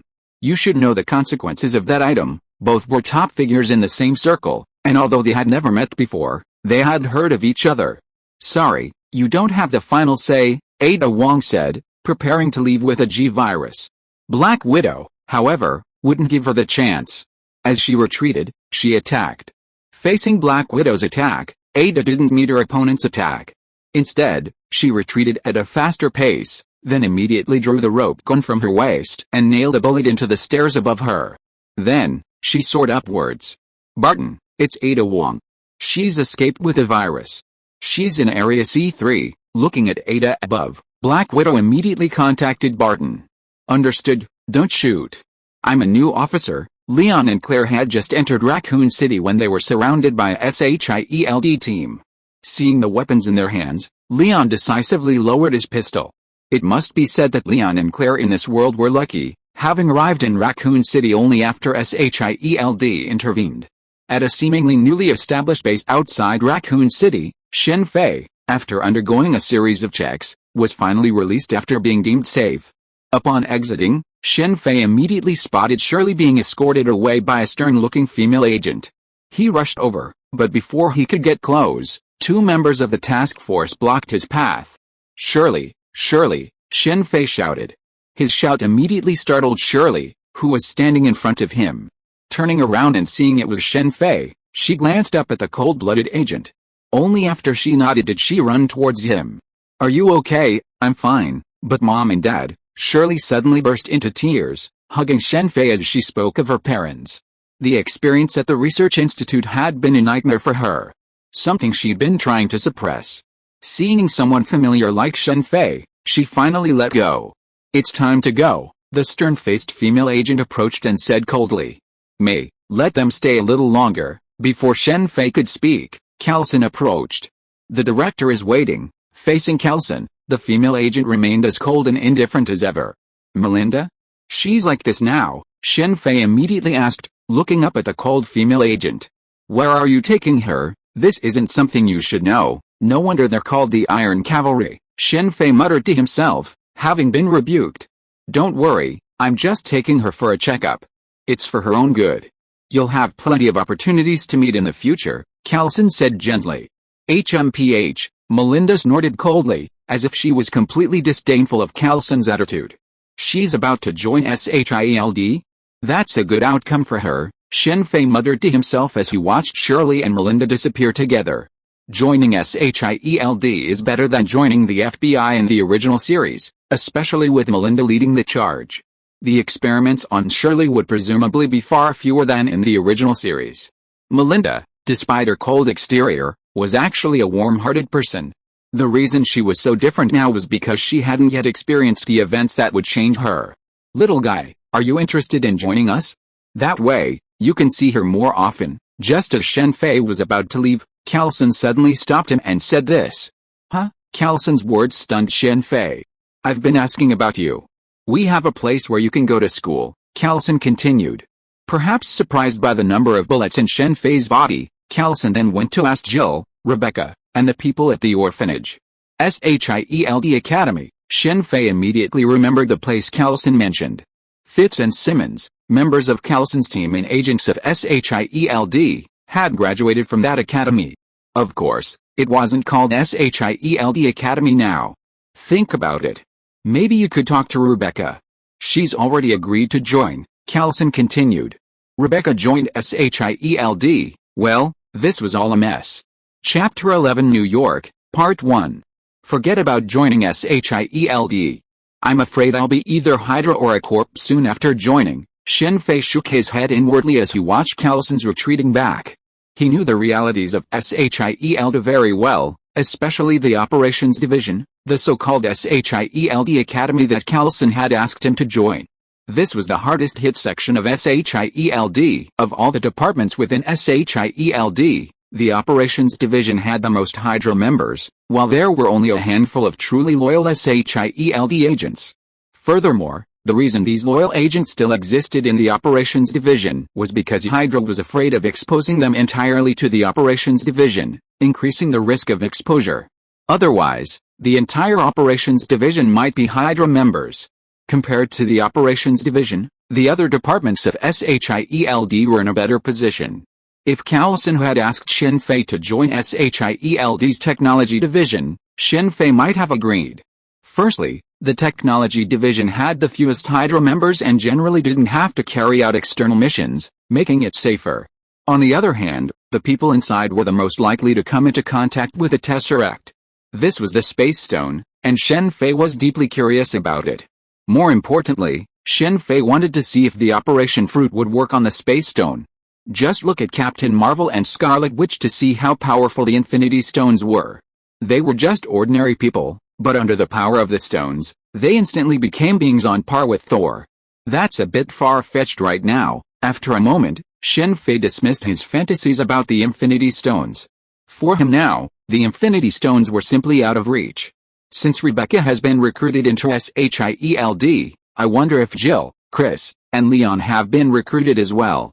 If Chris and Leon are indeed recruited into S.H.I.E.L.D., that would be quite interesting. Shen Fei couldn't help but smile at the thought of Chris and Leon being recruited. If Chris and Leon joined S.H.I.E.L.D., they would definitely be on the action team. Alexander Pierce would be absolutely pissed. Chris was a master at smiting his teammates. If Chris had just carried out more missions for S.H.I.E.L.D., the agency's action team might have been completely wiped out. One day, Pierce would have looked at the casualty report and realized they were all his own men. Panicked, he might have thought Fury had discovered them and launched a purge, exposing them prematurely. As for Leon, the vehicle killer, Pierce's inside Project Aerospace warship, perhaps he had casually touched it and it had self-destructed before it even reached the sky. That's a real possibility. It's a shame I'm not a high-ranking S.H.I.E.L.D. member, or I'd have recruited these two. Boom. Just as Shen Fei was daydreaming, a loud explosion startled him. Turning, he saw a massive mushroom cloud appear above the mountain. A nuclear explosion, so quick and easy, the massive mushroom cloud instantly made Shen Fei understand what it was. The tragic situation in Raccoon City, along with information about the virus, had been passed to the higher-ups, and the proposal to nuke Raccoon City was quickly approved. The noise of the nuclear explosion startled many. Those rescued from the makeshift base, seeing the massive mushroom cloud, many wept. After all, that was their home for so long. This sudden, unforeseen disaster had left everyone here without a loved one. After the initial panic subsided, the survivors quickly gathered and began demanding an explanation from the government. This incident seemed out of place in every way. Those who had survived had witnessed zombies firsthand, and many had even seen their own loved ones transformed into zombies. The anomaly was caused by a nuclear power plant leak. The official explanation quickly emerged. Shen Fei almost burst out laughing at this explanation. Even the previous nuclear explosion had been attributed to the nuclear power plant. The average person wouldn't have known it was a government-launched bomb. To facilitate their own experiments, Umbrella Corporation had built a nuclear power plant on the outskirts of Raccoon City. Originally, this was a good idea for the residents of Raccoon City, as electricity costs were very low. But now, the nuclear power plant has become the culprit. Which is easier for people to accept, The destruction of the city caused by the biohazard virus, or the destruction caused by a nuclear power plant leak. The latter is undoubtedly the more acceptable option. The government certainly wouldn't let the truth about Raccoon City be revealed, as the consequences would be so severe that a single misstep could lead to the government's downfall. The government wasn't afraid of disbelief because it had precedent, the Chernobyl incident, where a monster also appeared. In the original novel, even if the president wanted to uncover the truth about Raccoon City, he was assassinated, and it also led to another biohazard leak. Sister Rebecca, do you want to join S.H.I.E.L.D? Shen Fei asked directly after meeting Rebecca again. The term S.H.I.E.L.D wasn't a slip of the tongue. In fact, the name had been around for years, as an abbreviation. S.H.I.E.L.D was the official name, Strategic Homeland Defense Attack and Logistics Agency, while S.H.I.E.L.D was the internal name, as the official name was too long and inconvenient. Although the Strategic Homeland Defense Attack and Logistics Agency had been planning to change its name to S.H.I.E.L.D, the change hadn't been made for various reasons. After all, it was an organization jointly founded by the Big Five, and any name change required the unanimous approval of all five. It was a minor matter, but precisely because of it, it was so troublesome to handle.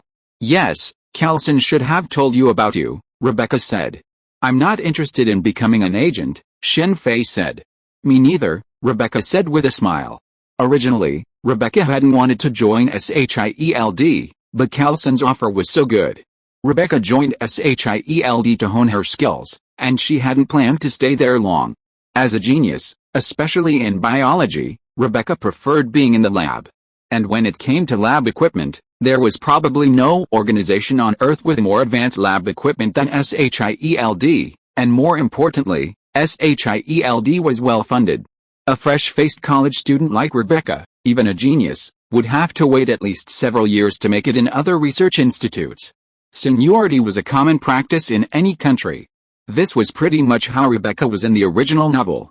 But if she joined S.H.I.E.L.D, she'd immediately become one of its core researchers, studying the biological viruses confiscated from Umbrella. Furthermore, S.H.I.E.L.D's predecessor was the Strategic Scientific Corps. With all these factors, Rebecca couldn't resist. Had Shen Fei not known the truth, he might have succumbed to Carlson's advantages. Carlson possessed a unique talent for persuasion, maintaining close ties with even the Avengers for a reason. In Shen Fei's opinion, Carlson was the perfect candidate for the second Captain America, had he not died. If I had rejected Carlson, my life would have been a real hassle. The orphanage's destruction had left the survivors, but they would undoubtedly have been dispersed. Orphanages in other cities wouldn't be as well equipped as the one established by Umbrella. I should have brought some money with me, Shen Fei muttered, looking towards Raccoon City. He'd been so focused on surviving that he hadn't considered so much. With a temporary base released, news of what happened in Raccoon City quickly spread around the world, and journalists from all over the world flocked to the scene. While mainstream newspapers lamented the incident as yet another major accident, some also reported the truth about Raccoon City. However, this truth was soon drowned out by so-called expert opinions and various rumors. Rumors of alien invasions and alien experiments on Earth became rampant. Umbrella Corporation was then sued in the U.S. Supreme Court. After all, Umbrella Corporation had built the nuclear power plant, so if something went wrong, Umbrella Corporation must be held responsible. Of course, this wasn't Umbrella's only accusation. Many people wanted to use this opportunity to expose the truth about Raccoon City. They accused Umbrella Corporation of researching biological weapons, which had led to the destruction of Raccoon City. Umbrella Corporation's stock price instantly plummeted to its lowest point. Because all evidence was lost in the nuclear explosion, the Raccoon City survivors alone could not prove that Umbrella Corporation was developing bioweapons. Furthermore, Umbrella Corporation's powerful legal team quickly lost the lawsuit against a company due to insufficient evidence. The lawsuit was unwinnable in the first place, given the government's cover-up. However, regarding the nuclear power plant problems, Umbrella Corporation admitted that mismanagement likely contributed to the current situation and offered compensation. With a generous offer of money, the vast majority of the survivors immediately fell for the Green Franklin. It's hard to say how pragmatic many of them are. Under such circumstances, the few who remained, despite their uncompromising attitude, could not cause much trouble. Shen Fei could have received a substantial sum of money, enough to attend a top university until graduation. However, to his surprise, an uncle suddenly appeared, seized custody of him and the money. Shen Fei had no idea who this mysterious uncle was, having no memory of him.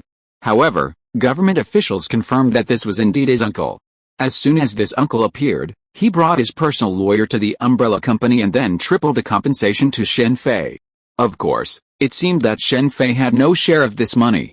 Interesting, I'll see what you're up to. Shen Fei remained silent and watched him quietly. This so-called uncle lived in New York. Raccoon City is located in Colorado. If nothing unexpected happened, Shen Fei would have no choice but to live there. However, the appearance of this uncle made it possible for him to go to New York. Chapter 12 New York, Part 2. Contact me if you need anything. With everything almost settled, Shen Fei bid farewell to Rebecca, Jill, and the others before leaving for New York with his adopted uncle, York. Perhaps due to their shared experience fighting alongside each other, Shen Fei and Rebecca had a good relationship, and Rebecca told him to email her if anything was wrong. Meanwhile, Shen Fei saw Chris, who had rushed over. Seeing that Claire was alright, Chris finally breathed a sigh of relief. Let's go. At York's urging, Shen Fei boarded a plane to New York. Queens, New York, was where his unexpected uncle lived, and this place excited Shen Fei somewhat, as Spider-Man seemed to live there. It's a pity Jill didn't agree to join S.H.I.E.L.D. If she had, maybe Chris would have too. Through chatting with Rebecca, Shen Fei learned that S.H.I.E.L.D. had also invited Jill, but she hadn't agreed. While the Raccoon City disaster seems to have been swept under the rug, the problems it has unleashed are only just beginning. The current president is currently on edge, and unsurprisingly, he'll likely resign. Who allowed such a major crisis to unfold during your tenure? Meanwhile, S.H.I.E.L.D. is secretly tracking down Umbrella's top executives. More openly, major pharmaceutical companies are scrambling to claim Umbrella's legacy. They're particularly eager to acquire specialized drugs, hoping to pass them off as the product of years of research and countless dollars spent by simply repackaging them.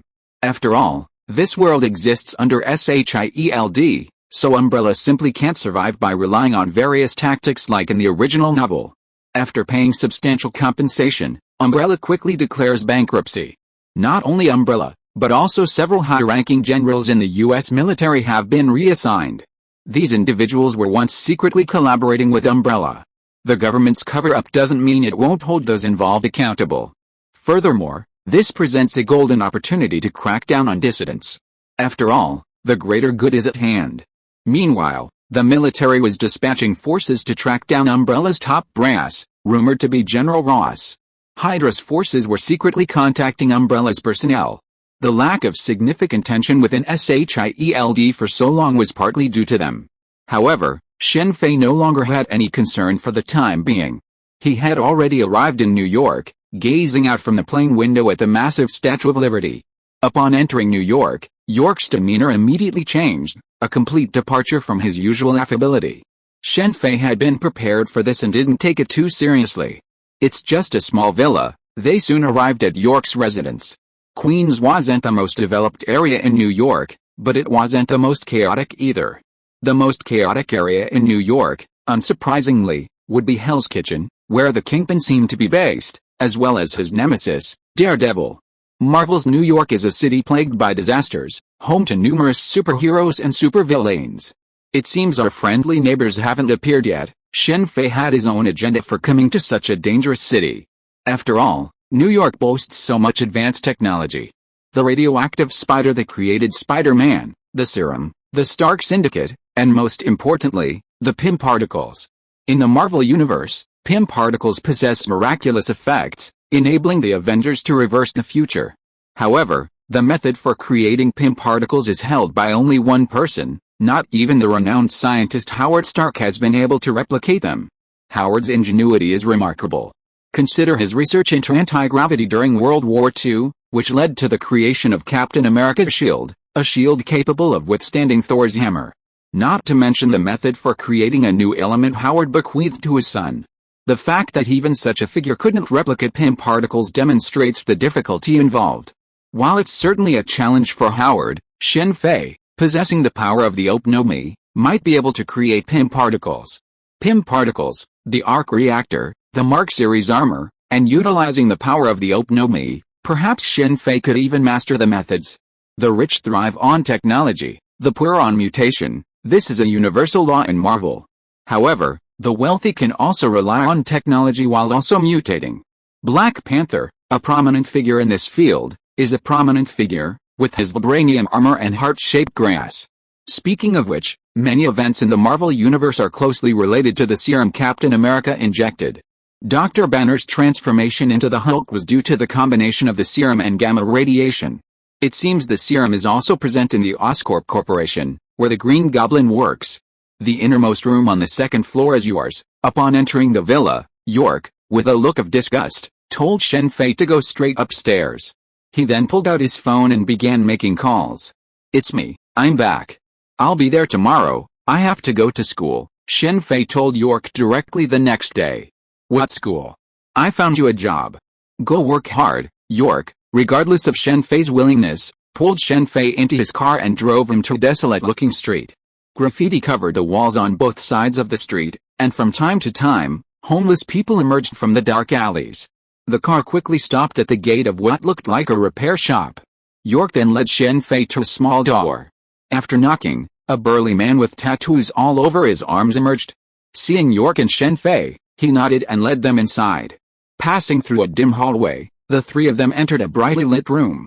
Inside, 8 people, including those standing nearby, were gambling at a rectangular table. "That's the little guy. Not bad, huh?" A middle-aged man with a scowl on his face looked Shen Fei over carefully and nodded with apparent satisfaction. He then winked at one of his men, who then approached York with a large wad of cash.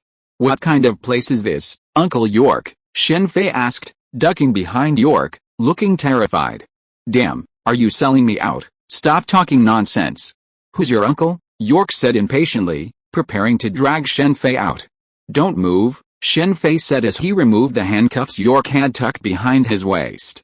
He took 2 steps back and pointed ahead. "Good reaction, little guy." Shen Fei's action stunned everyone present, and then everyone burst into laughter. The reason for their laughter was simple: the gun's safety was off. The only one who didn't laugh was York. Shen Fei's actions made him extremely angry. "Fuck," York said as he prepared to step forward and snatch the pistol from Shen Fei's hand. Bang! At that moment, the gun went off. The bullet passed through York's ear and hit the man behind him in the head. Blood splattered. And the scene stunned everyone else. "Don't move. Bullets don't have eyes." At this moment, Shen Fei's voice was very calm. What a joke. Raccoon City had already come out to fight, and they would still care about these few people. Shen Fei's words made the few people who were about to move stop. Bang! Bang! 2 more gunshots rang out, and 2 more people fell. "I said don't move." This time, no one ignored Shen Fei's words. "York, you're so brave." The middle-aged man with a scowl on his face looked at York with a cold gaze. "This is none of my business." York shook his head in horror. "Little brother, it seems like this was just a misunderstanding today. Let's just call it a day." The scarred middle-aged man's gaze immediately turned to Shen Fei. "Misunderstanding? I don't think so," Shen Fei said, and with a flick of his right hand, he fired a shot behind him. A man who had attempted to attack him from behind had his head exploded and fell. It was a habit he had developed in Raccoon City, headshots. After killing this man, Shen Fei slowly retreated and took another pistol from him. "Little brother, what will it take for you to stop?" The 4 consecutive headshots finally made the scarred middle-aged man feel that something was wrong. "If you want me to stop, it's easy," Shen Fei said with a cold smile, and fired repeatedly with both hands, killing everyone present. This time, no headshots, but chest shots. "You're all dead, that's all," Shen Fei said calmly to the bodies. "Okay, my dear Uncle York, tell me what happened now." Facing Shen Fei's gun, York spilled the beans. "I didn't expect you to be my uncle." York was indeed Shen Fei's mother's younger brother, but he was no good. He'd been involved with the underworld since his school days, taking drugs, raping, and murdering, in short, committing all sorts of nefarious acts. However, because he was a minor, he had every advantage in the legal system and was released without serving a single year in prison. In prison, he'd learned even worse. After Shen Fei's parents died in an accident in his world, he received a substantial compensation from the Guardian God Company. Originally, Shen Fei should have been adopted, but he didn't want to, and the Umbrella Corporation probably wouldn't let him go, so Shen Fei stayed in an orphanage. After discovering Shen Fei was alive during the Raccoon City disaster, he saw an opportunity to make money. As for what to do with Shen Fei, he thought he might sell him to these people. Child trafficking was rampant in this country, and whether it was selling him to pedophiles or killing him for his organs, it would generate significant profits. But he didn't expect to hide a wall this time. "You're truly my good uncle, don't kill me, they forced me to do this." Bang! Shen Fei was shot in the right chest, and he wouldn't die immediately. Shen Fei hated this kind of person the most, so how could he possibly let him die so easily? "Goodbye, my dear uncle." As expected of a gangster's haunt, Shen Fei quickly found a lot of gasoline and spread it around. This is truly a Marvel staple. "I just arrived in New York and I'm already encountering something like this." Watching the blaze, Shen Fei immediately left. Setting fires is about destroying evidence. Shen Fei has watched countless American TV series like CSI. Chapter 13 Kamar-Taj, Part 1. The investigation was really thorough. I thought gang members wouldn't investigate so thoroughly. Accompanied by the child's lawyer, Shen Fei, who had dismissed the police, couldn't help but breathe a sigh of relief. They almost found me, but fortunately, my age now prevents them from pursuing further. Although Shen Fei was very thoughtful, this was only his own opinion. In fact, he made many mistakes when he left, such as York's car, which was parked there. Fortunately, the place was poor and chaotic, and it was a stronghold of gang members. So by the time the fire truck arrived, there was not much left to burn, and the things left behind could no longer be traced back to Shen Fei. Shen Fei's purpose in setting the fire was for this reason. After all the people died from gunshot wounds, and some were shot on the head. It would be difficult to say that it was done by a teenager like Shen Fei unless they could find Rebecca as a witness. Even so, the police still raised a few suspicious points. Fortunately, they were just suspicions, and with his lawyer by his side, even if Shen Fei hadn't explained them clearly, they wouldn't have considered them minor matters, so the police returned empty-handed. This was all thanks to the paucity of cameras in the US, especially in the area before, where there weren't any.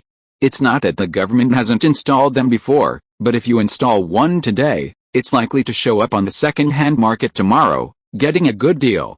People here are incredibly skilled at making things up. York's death had left Shen Fei an orphan once again. He should have been placed in an orphanage, but because he inherited York's estate and was too young to be in one, after some discussion, Shen Fei was allowed to live on his own, albeit with a guardian. Yet, after everyone left, Shen Fei couldn't help but exclaim in excitement. The two-story villa with a yard and nearly $500,000 in savings were now his. "Luckily, I have $500,000, otherwise I'd be broke." This guy doesn't even have any savings. Speaking of which, York's only legacy to Shen Fei was this house. The $500,000 was compensation from Umbrella Corporation, along with a stale car. "Come to think of it, you sold me out for just $3,000. It would be inhumane not to kill you." After killing everyone, Shen Fei looked at the wad of money. It looked like a lot, but it was only $3,000. Private schools are so expensive. Shen Fei had already discussed the schooling with the children's organization and his lawyer.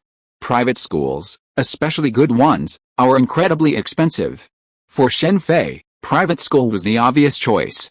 Public schools, while cheaper, offered far inferior educational resources. So, Shen Fei chose Midtown High School of Science and Technology, the same school Spider-Man attended. It was also conveniently located near Queens. As for stealing Spider-Man's opportunity and acquiring his powers, Shen Fei had considered it, but it was unrealistic. The Marvel Universe is prone to mutation. Batman, the Hulk, Electro, Sandman, and others all seem to mutate upon exposure to radiation. But in reality, the chances of this happening are extremely small. 99.99% of people exposed to radiation will not mutate, but rather die. Human genes are very stable and not easily altered. Just like a person wouldn't become Chicken Man by eating chicken or being pecked by a chicken. Nor would a dog bite turn them into Dog Man or a single person. Peter Parker's transformation into Spider-Man was a result of countless coincidences, and such coincidences are unrepeatable. Rather than trying to steal Peter's opportunity, it would be better to study his body after he becomes Spider-Man.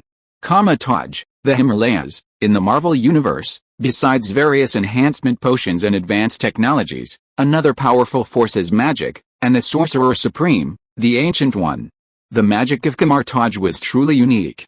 For most people, it would just be a flick of the hand to send a fireball flying. However, the Ancient One's lineage used magic to conjure weapons of all shapes and sizes, then charged into attack. A mage who didn't want to engage in close combat wasn't a good mage, just as a warrior who didn't want to attack from a distance wasn't a good fighter. Of course, that wasn't what Shen Fei coveted most. He yearned for Kamar-Taj's teleportation magic and mirror space magic. With great power, teleportation could even allow interplanetary teleportation, as Dr. Strange had used to return to Earth from Titan. That was what he truly wanted to learn. However, Shen Fei couldn't go to Kamar-Taj right now, otherwise, he would have gone to the Ancient One long ago. Who would still be studying here? Kamar-Taj didn't seem to have any special restrictions on outsiders seeking to learn magic. While opening a portal across planets like Dr. Strange's might seem a bit exaggerated, even teleportation spanning hundreds or even thousands of meters was impressive. A year later, at Midtown Science and Technology High School. As soon as Shen Fei entered the hallway, he was stopped by 3 people who appeared in front of him.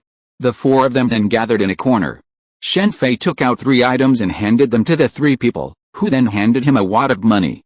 As expected, figures are the most profitable. Shen Fei couldn't help but smile as he put the money into his backpack. This year, Shen Fei had come up with a way to make money, selling figures. They were all exquisitely handmade. Thanks to the power of the opera fruit, Shen Fei was now a bit of a celebrity at school, a nerdy guy.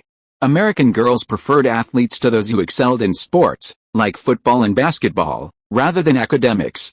As long as you were good at them, you were incredibly popular. Cheerleading captain was a highly sought-after position among the girls, almost to the point of a fight. The openness here was astonishing. Even after a year, Shen Fei still hadn't fully adapted. Naturally, Shen Fei became the school's oddball. Normally, oddballs like Shen Fei were the most bullied. Bullying was rampant there. Even Spider-Man Peter had experienced it. After all, Peter was a nerd. Before becoming Spider-Man, he was incredibly intelligent. While nerds weren't popular, they were still well-liked by teachers and could receive full scholarships. Similarly, athletes with strong athletic abilities could receive bonuses. Athletes here were incredibly popular. Whenever a famous athlete came to campus, scores of girls would flock to greet them, some even willing to sacrifice themselves. Shen Fei, of course, didn't care. If he wanted to, he could easily make it to the Olympics. As for bullying, after Shen Fei defeated 3 of the school's most powerful bullies in a single blow, no one bothered him anymore. I didn't expect to make so much money. Looking at the amount in his account, Shen Fei was shocked. Just from selling figurines, he'd made $50,000. Thanks to the power of the opera fruit, Shen Fei's figurines were now a household name, receiving numerous orders online, at school, and even at anime conventions. Surprisingly, Captain America figurines were the biggest sellers, with some even ordering full-body-sized Captain America figurines. Oh, failed again, almost. Shen Fei shook his head in disappointment as he watched the spider silk snap. He had wasted countless hours and money trying to recreate Spider-Man's silk. While he had produced some impressive strands, none could match Spider-Man's toughness. Beep, beep. Hearing the sound coming from his computer, Shen Fei immediately went to check. Pulling up the chat box, he saw a message about tonight's operation. He smiled and shook his head, then replied, "Don't contact me anymore. I'm out." Without waiting for a reply, he exited the chat group and deleted the chat software. That year, in addition to studying, Shen Fei browsed numerous hacker forums to learn computer skills. He eventually joined a hacker group called Rising Tide. It was an organization he was very familiar with, operating under the motto of uncovering and publicizing truths hidden by the government. Of course, this was just a scam. In reality, it was no different from any other hacker group, just doing things for a fee. However, due to its sophisticated disguise, Rising Tide enjoyed a high reputation within the hacker community. The reason why Shen Fei joined was to learn advanced computer technology, and now that he has the technology, of course he has to quit. It would have been nice to continue to stay in the Rising Tide organization. After all, this hacker organization is well informed about intelligence, but who can blame Shen Fei for leaving now? After using hacking technology to create a fake identity and passport, Shen Fei decided to carry out his long-decided goal, Kamar-Taj. He learned hacking technology for two main reasons, one of which is this, and the other is artificial intelligence. Stark has Jarvis, an artificial intelligence. I hope Ancient One is easy to talk to. After announcing the suspension of business in the online figurine store, Shen Fei left with his backpack. P.S. Spider-Man's timeline is so confusing, I feel dizzy. Chapter 14 Kamar-Taj, Part 2. Himalayas, Nepal, Kathmandu. Using a fake identity, Shen Fei made his way to this country without a hitch. Kathmandu, with its proximity to the Himalayas and its thriving Buddhist culture, is a bustling city. Every year, scores of climbing enthusiasts aspire to conquer the Himalayas. A peak that ordinary people might risk their lives to reach is, for some, a voyage and a trek.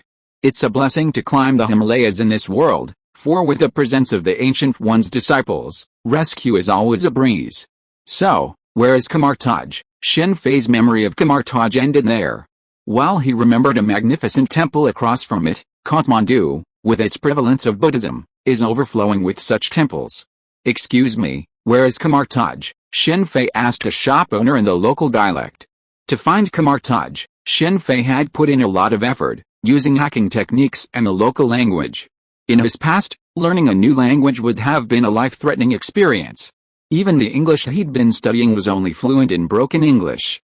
However, after traveling to this world, perhaps due to the effects of the open-handed Operation Fruit and the T-Virus, he encountered little difficulty learning even the unfamiliar Nepali language. Of course, this could also be due to Shen Fei's single-minded focus. Previously, he'd studied English solely for exams, but learning Nepali was crucial to finding Kamar-Taj. The Marvel world was incredibly dangerous. Even with the power of the open-handed Operation Fruit, he wasn't safe. Even after acquiring Iron Man and Ant-Man suits, the same remained true. To reach the top of this world, only the Ancient One's magic could achieve it. Even if defeated, they could just create a portal and escape. Another possibility for reaching the top level was obtaining an Infinity Stone and unleashing its power. The pinnacle of Marvel superheroes' power is often linked to the Infinity Stones. Scarlet Witch obtained the Chaos Stone with the Mind Stone, which then created Vision. Captain Marvel's abilities stem from the Lightspeed engine created by the Space Stone. Why can Captain Marvel fly freely across the universe, even traveling through wormholes? This ability is incredibly similar to a light engine. Even the Hulk, whose gamma rays gave rise to him, is somehow related to the Space Stone.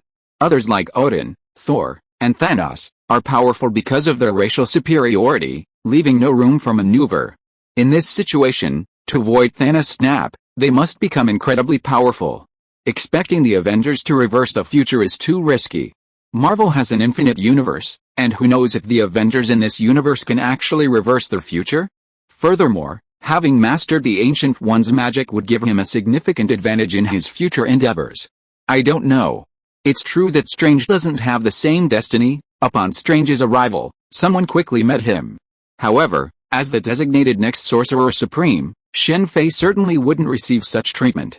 I just can't believe we'll never find him. Shen Fei found a hotel for the night, believing he wouldn't return until he found Kamar-Taj.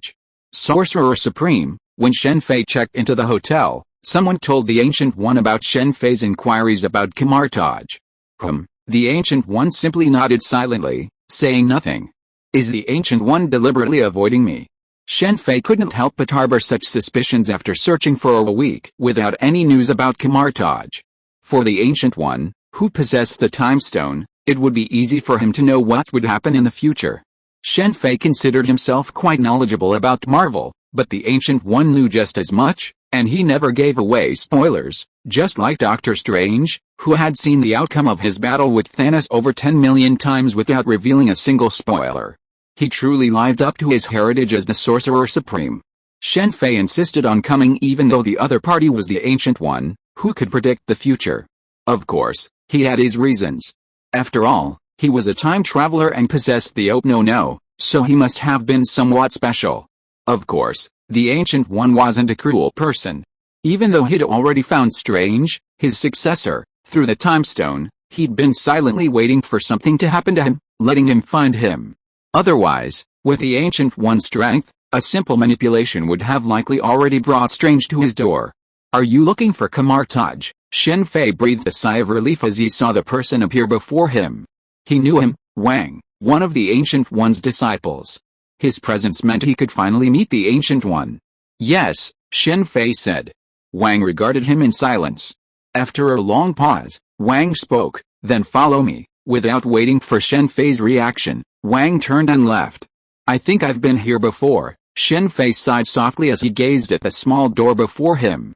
He'd looked at this place before, but left without finding anything. Kathmandu was full of similar places. As Shen Fei and Wang entered the small door, he didn't notice a cold gaze staring back at him. Wang's presence was no accident. After Wang led Shen Fei to the hall, he saw the Ancient One, clad in yellow, sitting in the middle of the room. He bowed slightly and left. What's your purpose here? I want to learn the Master's magic, is that so? Okay, Shen Fei was somewhat surprised by the Ancient One's immediate agreement. He had expected some kind of test. After the Ancient One agreed, Wang entered again, this time with a much more amiable demeanor, and explained the rules of the temple to Shen Fei. Sure enough, I don't have the fate of Doctor Strange, Shen Fei, following Wang's side, couldn't help but sigh. Upon Strange's arrival, the Ancient One had taken him on a journey through the multiverse and dimensional universe. Don't underestimate that journey. Strange's subsequent rapid acquisition of magic was entirely due to this experience. Strange's magical prowess so quickly surpassed that of other temple students, a combination of his incredible talent and that journey. The Ancient One's magic differed significantly from all other known magics in that it was centered around dimensions. This is your place. After leading Shen Fei to his residence, Wang left. Returning, he held a stack of books and handed Shen Fei a slip of paper with a wireless network password. If you don't understand, figure it out yourself, he said, leaving his mark before leaving. Sanskrit, no. I forgot about it. Thank goodness there's an internet connection. Thanks to the modern internet, even Sanskrit can be translated online. Leave here. While Shen Fei was studying the basics of magic, Ancient One stepped into a world seemingly made of countless glass. A mirror dimension. On the other side of the mirror dimension stood a figure, his head hidden in a black hood. Hypocrite, the figure removed his hood. It was Caecilius, Ancient One's former disciple. With these words, Caecilius immediately opened a golden portal and fled. One of the main reasons Shen Fei was accepted into Ancient One's fold and taught magic so quickly was that Caecilius had set his sights on him. If Ancient One hadn't accepted, Shen Fei might have ended up studying magic with Caecilius. Caecilius could also use the Ancient One's magic, the difference lay in their respective cultivation levels. The Time Stone could indeed peer into the future, but no one would use the Infinity Stones in this way. The Ancient One could only use the Time Stone a limited number of times in his lifetime. Even Doctor Strange wouldn't have used it if Thanos weren't so powerful. If Shen Fei's time travel was similar to that of possession, he wouldn't be able to hide from the Ancient One. The Ancient One's spiritual attainments were immense, but Shen Fei was a reincarnated being who had only recently recovered his memories of his previous life. If you're listening to this novel on a channel other than Fanfic World, it means they downloaded and uploaded it without effort. We cordially invite you to visit our channel, Mundo Fanfic Novelis. There you'll find the original version of this story and you can explore many other novels of various genres. We're waiting for you to immerse yourself in a world of incredible novels. Chapter 15 Kamar-Taj, Part 2. No wonder the Ancient One has so few disciples. This is too difficult. Do all of them have to learn this knowledge? Shen Fei frowned as he watched the crowd practicing magic in the courtyard. He was now practicing magic alongside the others, just like Strange in the original novels, except that the others had special effects, while he was just demonstrating. According to Wang's instructions, even with good aptitude, cultivating special effects would take at least 6 months, and that was just the beginning. To become a full-fledged mage, it would take at least 5 to 10 years, requiring undivided attention. The Ancient One's current disciples had all been there for at least 10 years, most of them having followed him since their youth and persevered. Those who couldn't stick with him had long since left. Magical training progressed too slowly, and in today's internet age, few could afford to devote themselves to continuous practice. Just like the person who had instructed Strange to go to Kamar-Taj, who left immediately after his injuries healed, it was like the dull Kamar-Taj, and the temptations of the real world were immense. Even a genius like Caecilius had been there for over 5 years. As for Strange, that was another matter. After all, He was the successor to the Sorcerer Supreme found by the Ancient One, and he also possessed a photographic memory. This gift was a natural addition to the study of magic. Although Shen Fei had only been in Kamar-Taj for a few days, he understood why the Ancient One was choosing a successor. There simply wasn't a single disciple capable of fighting. Those with the title of Master, like Wang, Mordo, and Hamel, possessed extraordinary abilities. In a real fight, they wouldn't even be able to defeat Captain America. Not to mention facing numerous powerful dimensional monsters. The only purpose of these disciples was probably to keep the Ancient One occupied and not get bored. It could be said that the entirety of Kamar-Taj was supported by the Ancient One alone. Seeing golden beams of light flashing in front of the other disciples around him, Shen Fei thought for a moment, then turned and directed the golden beam in the hands of the person behind him, using the power of the Operation Fruit. For the past few days, Shen Fei had been mostly studying magic and memorizing the basics taught by Wang, so he hadn't used the power of the Operation Fruit. Ancient One, who was sitting in the hall reading a book, seemed to sense something when Shen Fei used the power of the Operation Fruit. He immediately put down his book and walked out. Shen Fei didn't care about Ancient One's appearance. He had considered this issue before he arrived. He couldn't hide the power of the Operation Fruit from Ancient One. Unless he never used it in front of Ancient One, but that was impossible. Moreover, showing such an ability might even earn him additional training. Ancient One's magic system is dimensional magic, mainly based on evocation. Condensing a golden beam is just the beginning. The next step is to expand the beam to form a golden disc. After that, the magic circle is constructed on this golden disc.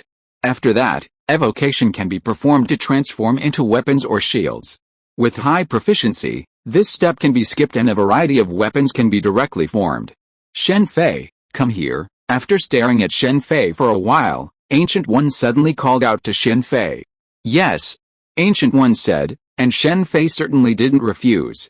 It seems no one else besides Ancient One sensed the aura of the Operation Fruit. In the world of One Piece, the Operation Fruit only displays its combat capabilities, not its healing abilities.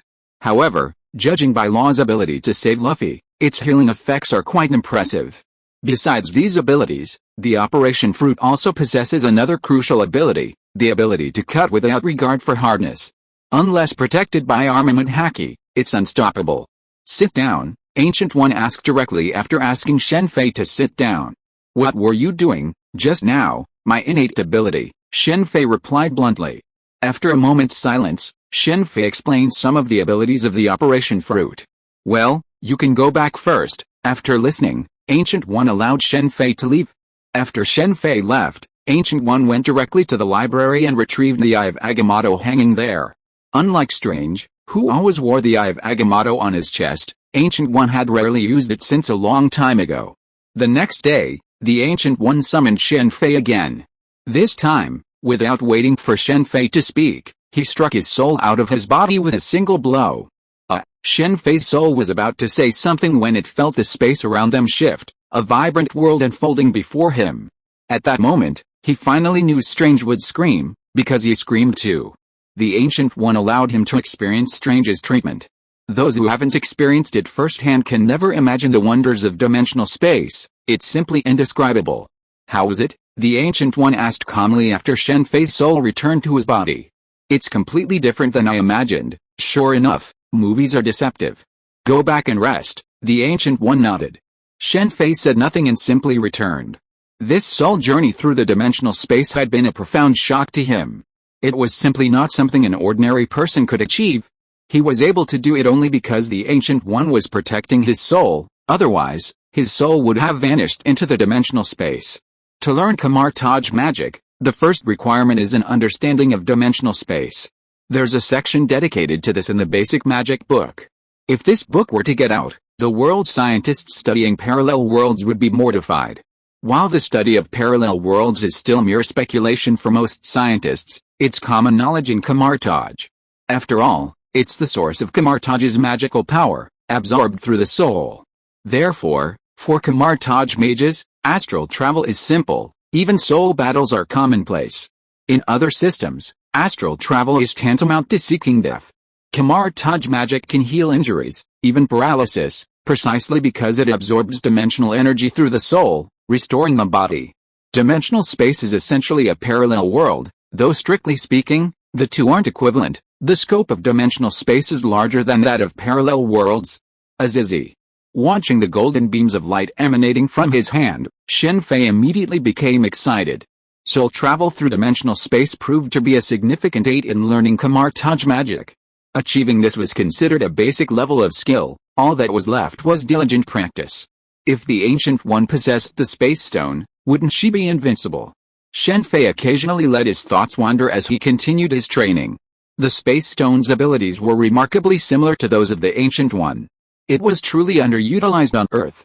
No one could harness its true power, treating it as a battery of infinite energy. Red Skull, the Pegasus Project, even Nick Fury. No wonder Caecilius is absorbing dark forces. Normal training alone is too slow to achieve power. And is the Ancient One truly dead? Perhaps she died in this world. As his soul journeyed through the dimensional spaces, Shen Fei saw not only dimensions infested with dimensional monsters, but also dimensions inhabited by humans. These dimensions were normal parallel worlds. With the Ancient One's abilities, visiting these parallel worlds wouldn't be difficult at all. Perhaps she simply faked her own death and went on vacation to a parallel world. After all, after so many years of protecting the world, it was natural for her to want a good rest. Although both absorbed dark energy, Caecilius and the Ancient One were vastly different. Caecilius became Dormammu's slave, while the Ancient One could harness this power to counter Dormammu. Few on Earth knew the Ancient One's name, but among the greatest figures in the universe, and indeed the multiverse, her fame was even greater than that of Odin and Thanos. After all, Odin and Thanos' fame was limited to this universe, while the Ancient One was renowned throughout the multiverse. A figure of such stature was stabbed to death by Caecilius. How dare you die so casually? Someone capable of confronting Dormammu was killed by one of Dormammu's slaves. Dimensional projection. As Shen Fei read numerous books on Kamar-Taj's magic, he began to understand a little more about how he could appear in this world, why his original world had films and television series about it, and why the Umbrella Corporation even existed. The first and simplest possibility is that Stan Lee is from the Marvel Universe and traveled through time. The multiverse is a parallel universe, so generally, it's unlikely to intersect. However, in some special circumstances, it can intersect, as Shen Fei did when he traveled to this world. The second possibility is a dimensional projection.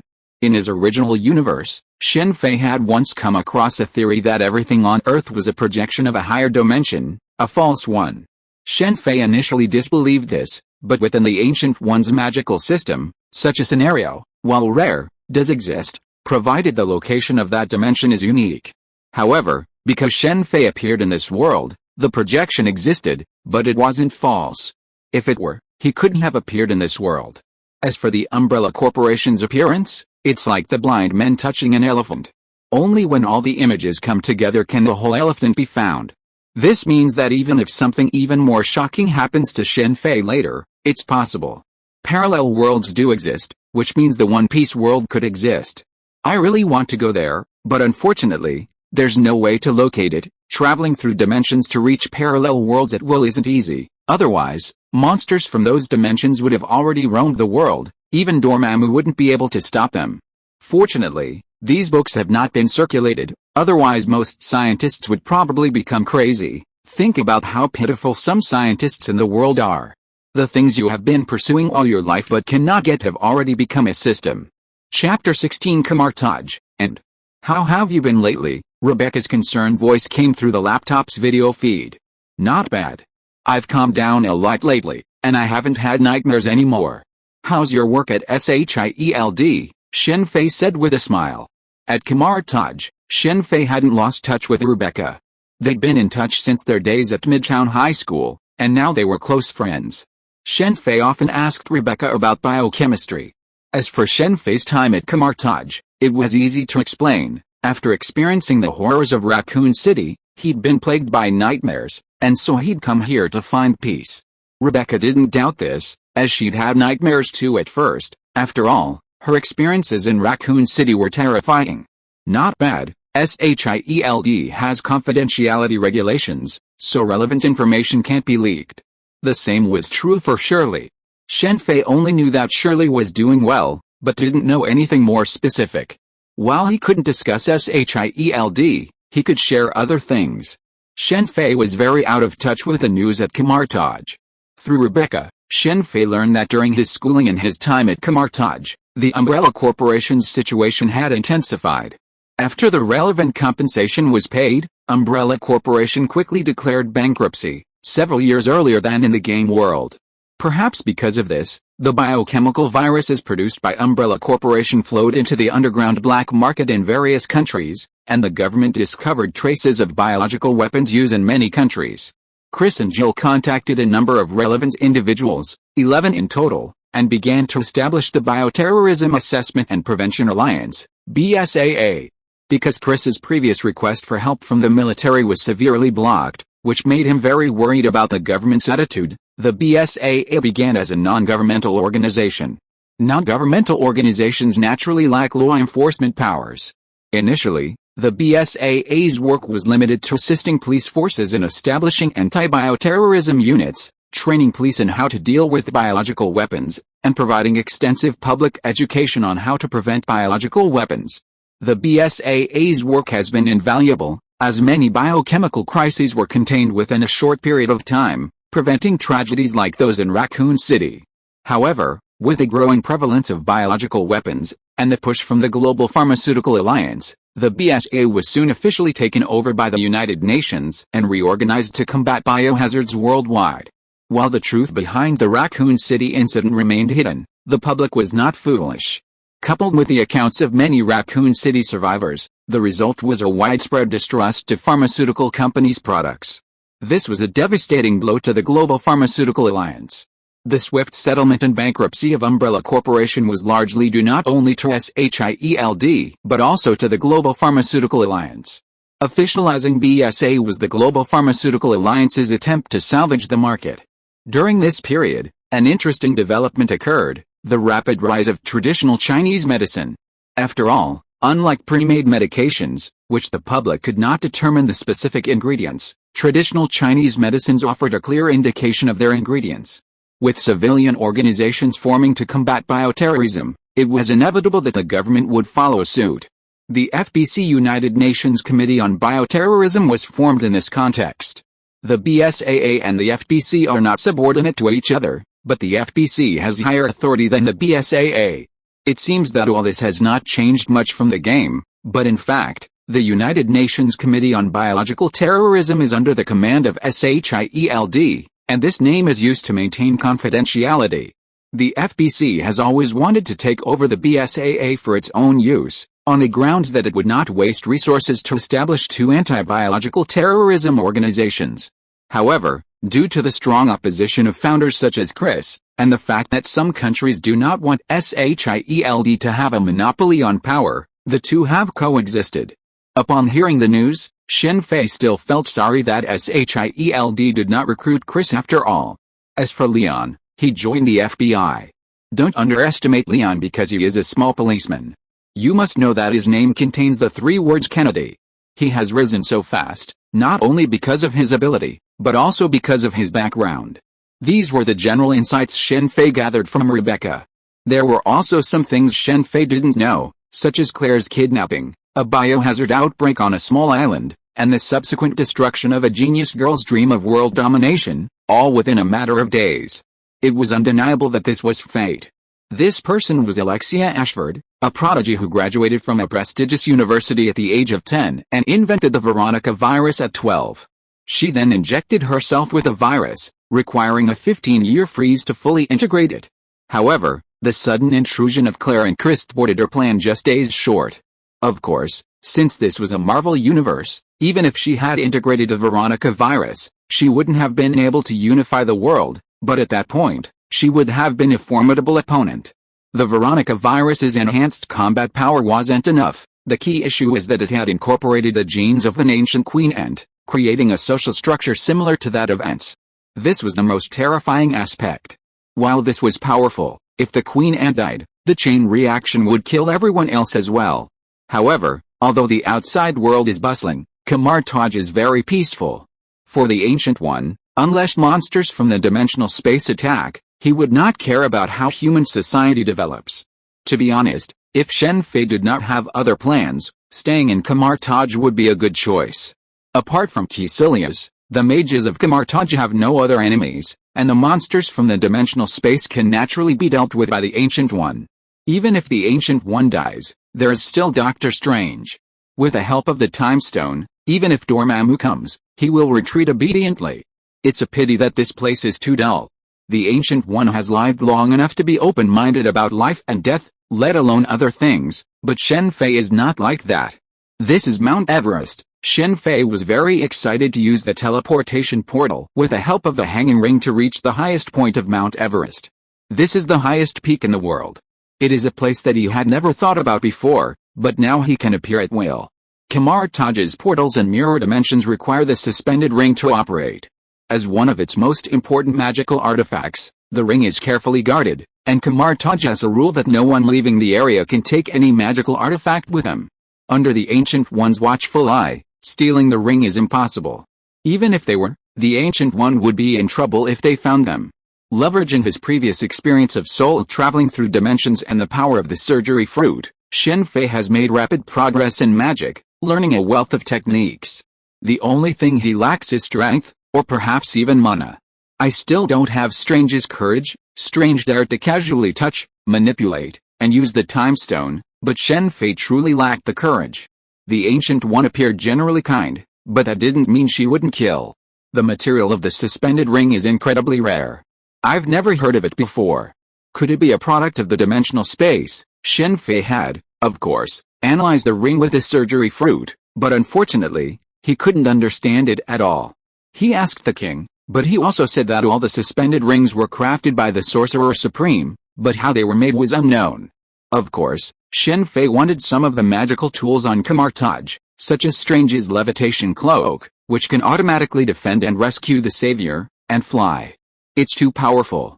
This is what the Ancient One prepared for Strange, so don't think about it. Other magical tools also have their own uses, such as the magic shoes that can jump very high. Of course, the most important one is the suspension ring. A wizard with a suspension ring is a wizard. Without the suspension ring, he can only swing a blade to cut. I have to say that this move of the Ancient One is really cruel. Chapter 17 The Suspended Ring. Master Ancient One, farewell. Shen Fei, who had spent 2 years at Kamar-Taj, decided to leave today. He was accepted into the Imperial University School of Medicine in New York. During these 2 years, Shen Fei had not only practiced magic but also completed high school, taking online courses. If one possessed the surgery fruit but didn't pursue medicine, he'd be a fool. Even Luo was nicknamed the Surgeon of Death. Regarding Shen Fei's departure, the Ancient One simply nodded and said nothing. Similarly, the king and Mordo had no objections. After all, many had left, and Shen Fei was so young and inexperienced. Throughout Kamar-Taj, Shen Fei had only a good relationship with the king. Others were more average, including Mordo, who, of course, maintained a good relationship on the surface. It was all a facade, a show, everyone knew it. After Caecilius's departure, Mordo established himself as the leader under the Ancient One at Kamar-Taj, meddling in everything.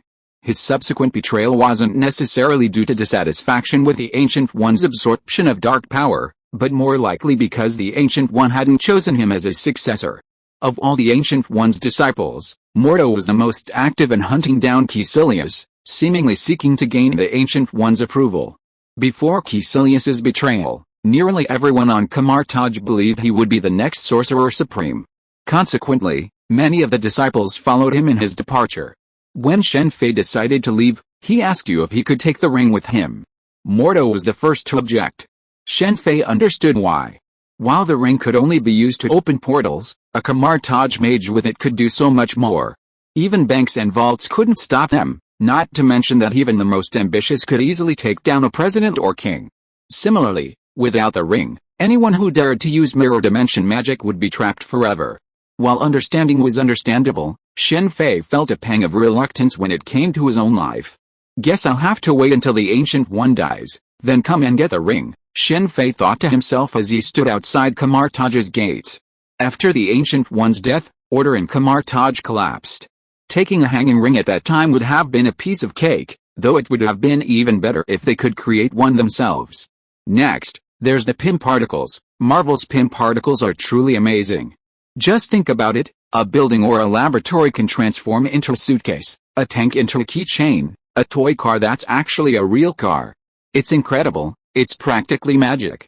Fortunately, Dr. Hank kept the PIM particle formula hidden from S.H.I.E.L.D. at the time, or else the world would have been in chaos.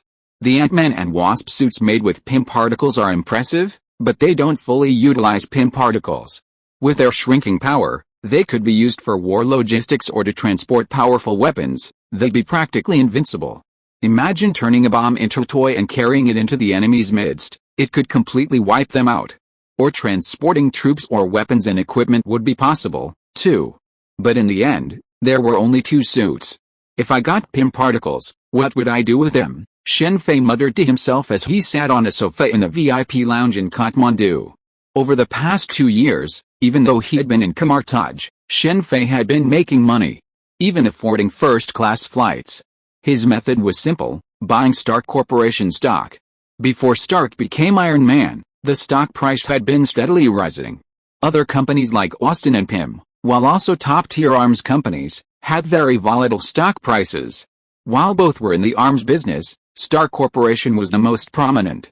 Austin's stock price had recently surged, reportedly due to the acquisition of Umbrella's research results, but it subsequently plummeted. PIM, on the other hand, hadn't had much major news, remaining somewhat stagnant. Shen Fei wasn't some stock market genius, so of course he chose Stark Corporation, the most stable option. Just as Shen Fei was contemplating whether to create an Ant-Man Iron Man suit after acquiring the PIM particles, he suddenly noticed a shift in his surroundings. As the buildings around him began to deform, Shen Fei immediately understood what was happening. He had fallen into a mirror dimension. "Who are you?" Shen Fei couldn't help but shout, leaping onto a nearby wall and seeing the 4 hooded figures appear before him. Mirror dimension is a magical technique that allows the user to alter the gravity within it at will. For example, while he appears to be standing on a wall, it's actually the ground within the mirror dimension, and this can be altered at will. When engaging in combat within the mirror dimension, one must be mindful of this fact, as the gravity shift alone can easily kill the enemy without them even needing to fight. Beyond this, Shen Fei understands the mirror dimension as a necessary magic for robbing and destroying bodies, allowing for the evasion of victims without anyone noticing. Crucially, each time you use the magic, a new mirror dimension is created. For example, if you previously used the mirror dimension to pull someone into a new location and kill them, then exit the mirror dimension and reopen it, the body would be gone. This type of magic has both advantages and disadvantages. The advantages have been mentioned, but the disadvantage is that it can't be used as a storage space. The Marvel Universe boasts magic, divine powers, and advanced technology, but disappointingly, none of these features offer storage capabilities. Shen Fei's interest in PIM technology stems largely from its ability to store items. The only drawback is that it can be quite expensive. However, considering Hank was able to shrink buildings and numerous cars, the cost couldn't be very high, otherwise Hank wouldn't be able to produce so many PIM particles. Of course, another possibility is that PIM particles are very powerful, and a single tube could shrink a building. "I'm Casillas," the man said, removing his hood. "You? What are you looking for me for?" Upon realizing it was Casillas, Shen Fei immediately became wary. "Kill him." Casillas didn't directly answer Shen Fei's question, but pointed at the 3 people behind him and ordered. At Casillas' command, the 3 men moved their hands, and weapons of various shapes appeared in their hands. They slowly walked towards Shen Fei. "I didn't offend you," Shen Fei shouted hurriedly, cursing his bad luck. He wasn't strange, and he had no intention of stopping his plan, yet he was found. "Damn that hypocrite's disciple," Casillas said bitterly. At this point, Casillas hadn't yet discovered the dark ritual to summon Dormammu, and without the dark power, he was no match for the Ancient One. If the Ancient One hadn't shown mercy, Casillas and his followers would have been slain long ago. Perhaps it was fate, but Shen Fei had avoided him 2 years ago, only to encounter him again 2 years later. "I don't know if I'll be blamed by the Ancient One if I kill him, so I'll just forget it." Had it been Casillas, now empowered by the dark power, Shen Fei wasn't sure he could defeat him. But with Casillas now, if he caught him off guard, he might have a chance. Before gaining additional power, the effectiveness of a Kamar-Taj mage depended largely on the opponent's magical artifacts. After all, the difference in strength was not that great. Caecilius had left Kamar-Taj in such a hurry that he didn't acquire any. Now, he didn't have the courage to invade the 3 holy temples and steal their artifacts. In this situation, Shen Fei's surgery fruit played a decisive role. Combined with his virus-fortified body, he needed to conceal his strength in Kamar-Taj, but not here. As Shen Fei pondered this, weapons materialized in his hands, a shield in his left hand and a sword in his right. He then flung his shield into the air, effortlessly, a scene that struck the 3 approaching with a startling surprise. But just then, the man in the middle suddenly appeared beside Shen Fei, his shield appearing between them. Over the past 2 years, Shen Fei's Operation Fruit power had greatly increased, reaching a range of 8 meters. The man who suddenly appeared before Shen Fei's face was filled with surprise and panic, unable to defend himself against Shen Fei's attack. Instead of killing him, Shen Fei severed the 5 fingers of his right hand and took the magical artifact, the suspended ring, from which he was attached. This was a mirror dimension. If Caecilius wasn't trying to kill him outright but rather to trap him, he would be doomed. Furthermore, Shen Fei had been eyeing the suspended ring and, given such an opportunity, he wouldn't let it slip. This was from the group that had robbed Caecilius, and he didn't believe Ancient One would recover it. Caecilius had stolen many suspended rings during his defection. I have no interest in what's going on between you. Don't come looking for me again. After taking the ring, Shen Fei immediately opened the portal and left these words as he jumped through. Caecilius roared in anger at Shen Fei's escape, but it was too late. With the ring's identity, he had no idea where he had gone. Thank you so much, Caecilius. You're a true treasure-giving boy. Shen Fei was thrilled to have the ring. According to his plan, obtaining it would take years. This will make stealing the PIM particles much easier. The wasp should be in the quantum realm by now. It's a pity Hank doesn't know the Ancient One, otherwise why would it take so long to bring the wasp out? Quantum realm may seem mysterious, but it's actually similar to dimensional space.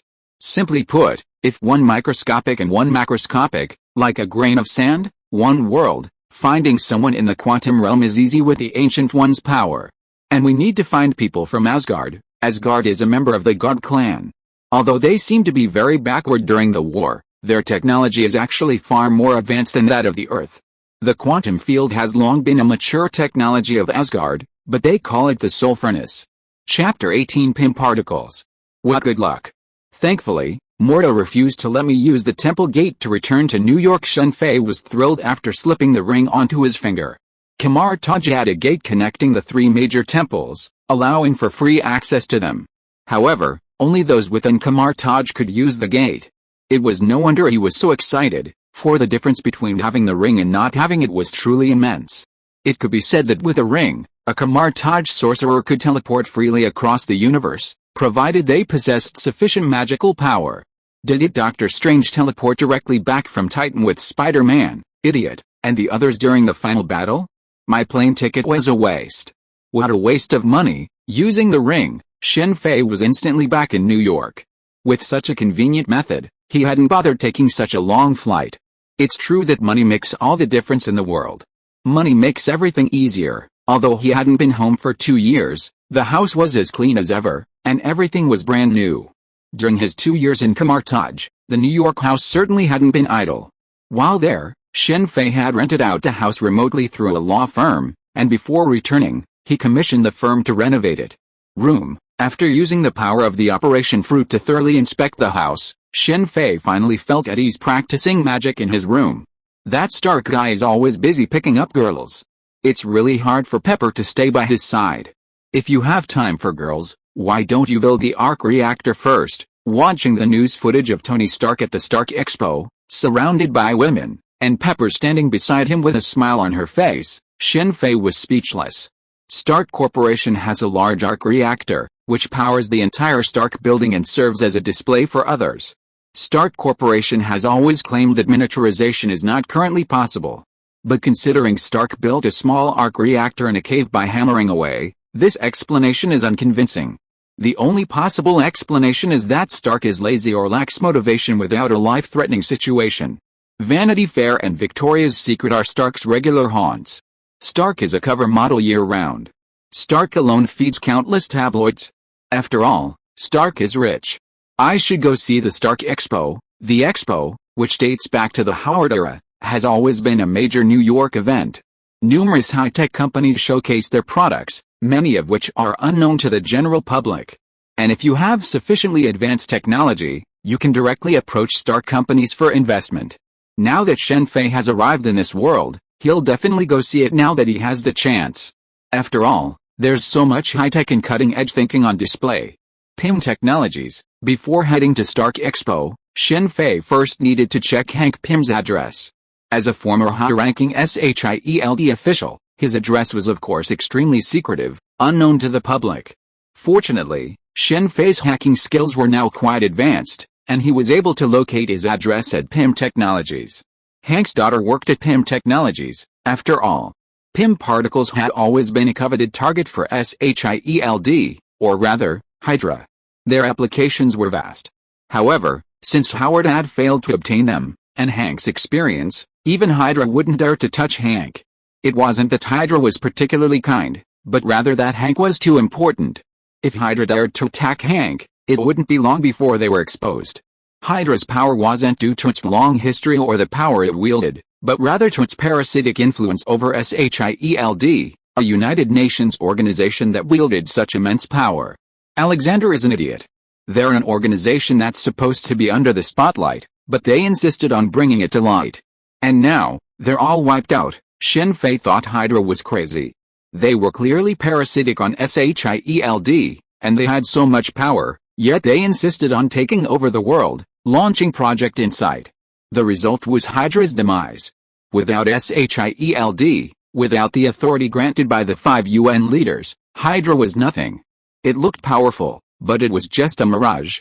Furthermore, Hydra's Project Insight was being conducted on Asgard, where the Chitauri were already exposed to the eyes of everyone on Earth. They hadn't considered the possibility that even if Project Insight succeeded, what would happen if aliens attacked again, and Hydra started parasitizing S.H.I.E.L.D. again? Even if there wasn't an alien attack, what if Project Insight targeted Kamar-Taj?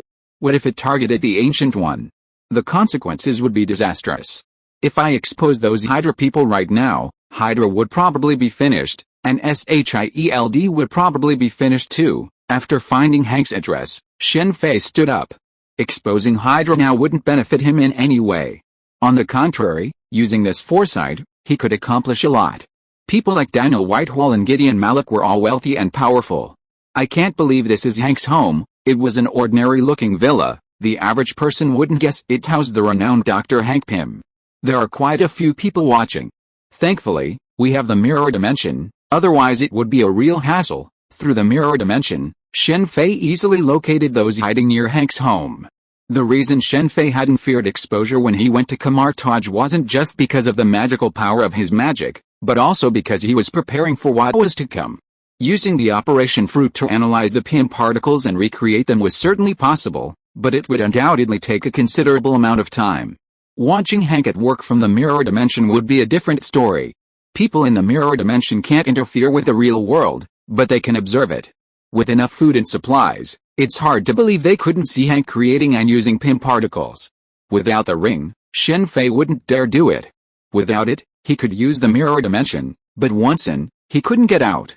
He wasn't Thanos, powerful enough to shatter the mirror dimension. Keep the tank close by. Hank is truly amazing. Through the mirror dimension, Shen Fei quickly spotted the tank, which was being used as a keychain, and a box that seemed to contain many toy cars, actual cars. Are you researching the quantum realm? From the mirror dimension, Shen Fei could see Hank constantly researching information related to the quantum realm. He also saw that Hank's relationship with his daughter, Hope, was very strained. This was genuine, not a pretense like in Ant-Man. Hope didn't live with Hank, but only visited occasionally. After all, Hank was her father. Hope had always blamed Hank for her mother's death. There are so many cameras here, and they're all so small, even a clever spy would have trouble detecting so many cameras. Cameras shrunk by PIM particles could still be used. Like a shrunken car. Chapter 19, Building a Secret Laboratory. Thank you so much, Dr. Hank, for the formula and application of PIM particles. After days of searching, Shen Fei finally achieved his desired result and excitedly pumped his fist. Let's forget about the Ant-Man suit and the Wasp suit. Dr. Hank had 2 suits in his basement. Shen Fei had originally considered taking one, But after considering the consequences, he gave up. It wasn't that it would affect Ant-Man's appearance. Since Dr. Hank could build one, he could build two, so stealing it wouldn't affect Ant-Man's appearance. Shen Fei was worried about S.H.I.E.L.D and Hydra. If he stole the Ant-Man suit now, Hank would definitely report it to S.H.I.E.L.D. With such a valuable suit gone, S.H.I.E.L.D and Hydra would be searching for it with all their might. Unless Shen Fei never used it, they would surely be found. Since he didn't use it, there was no need to steal it. Next, the equipment. If he wanted high technology, he needed it. Shen Fei's current bank account was considered wealthy for the average person. But compared to the top performers, he was still a far cry from them. It's safe to say his entire net worth wouldn't even cover Stark's daily expenses. And the equipment, let alone the equipment itself, cost at least hundreds of thousands of dollars. A full set would cost hundreds of millions, and that's just the initial preparations. If you factor in the experimental expenses, the figure is even more astronomical. So, without money, high-tech is simply impossible. It's true that the poor rely on mutations, while the rich rely on technology.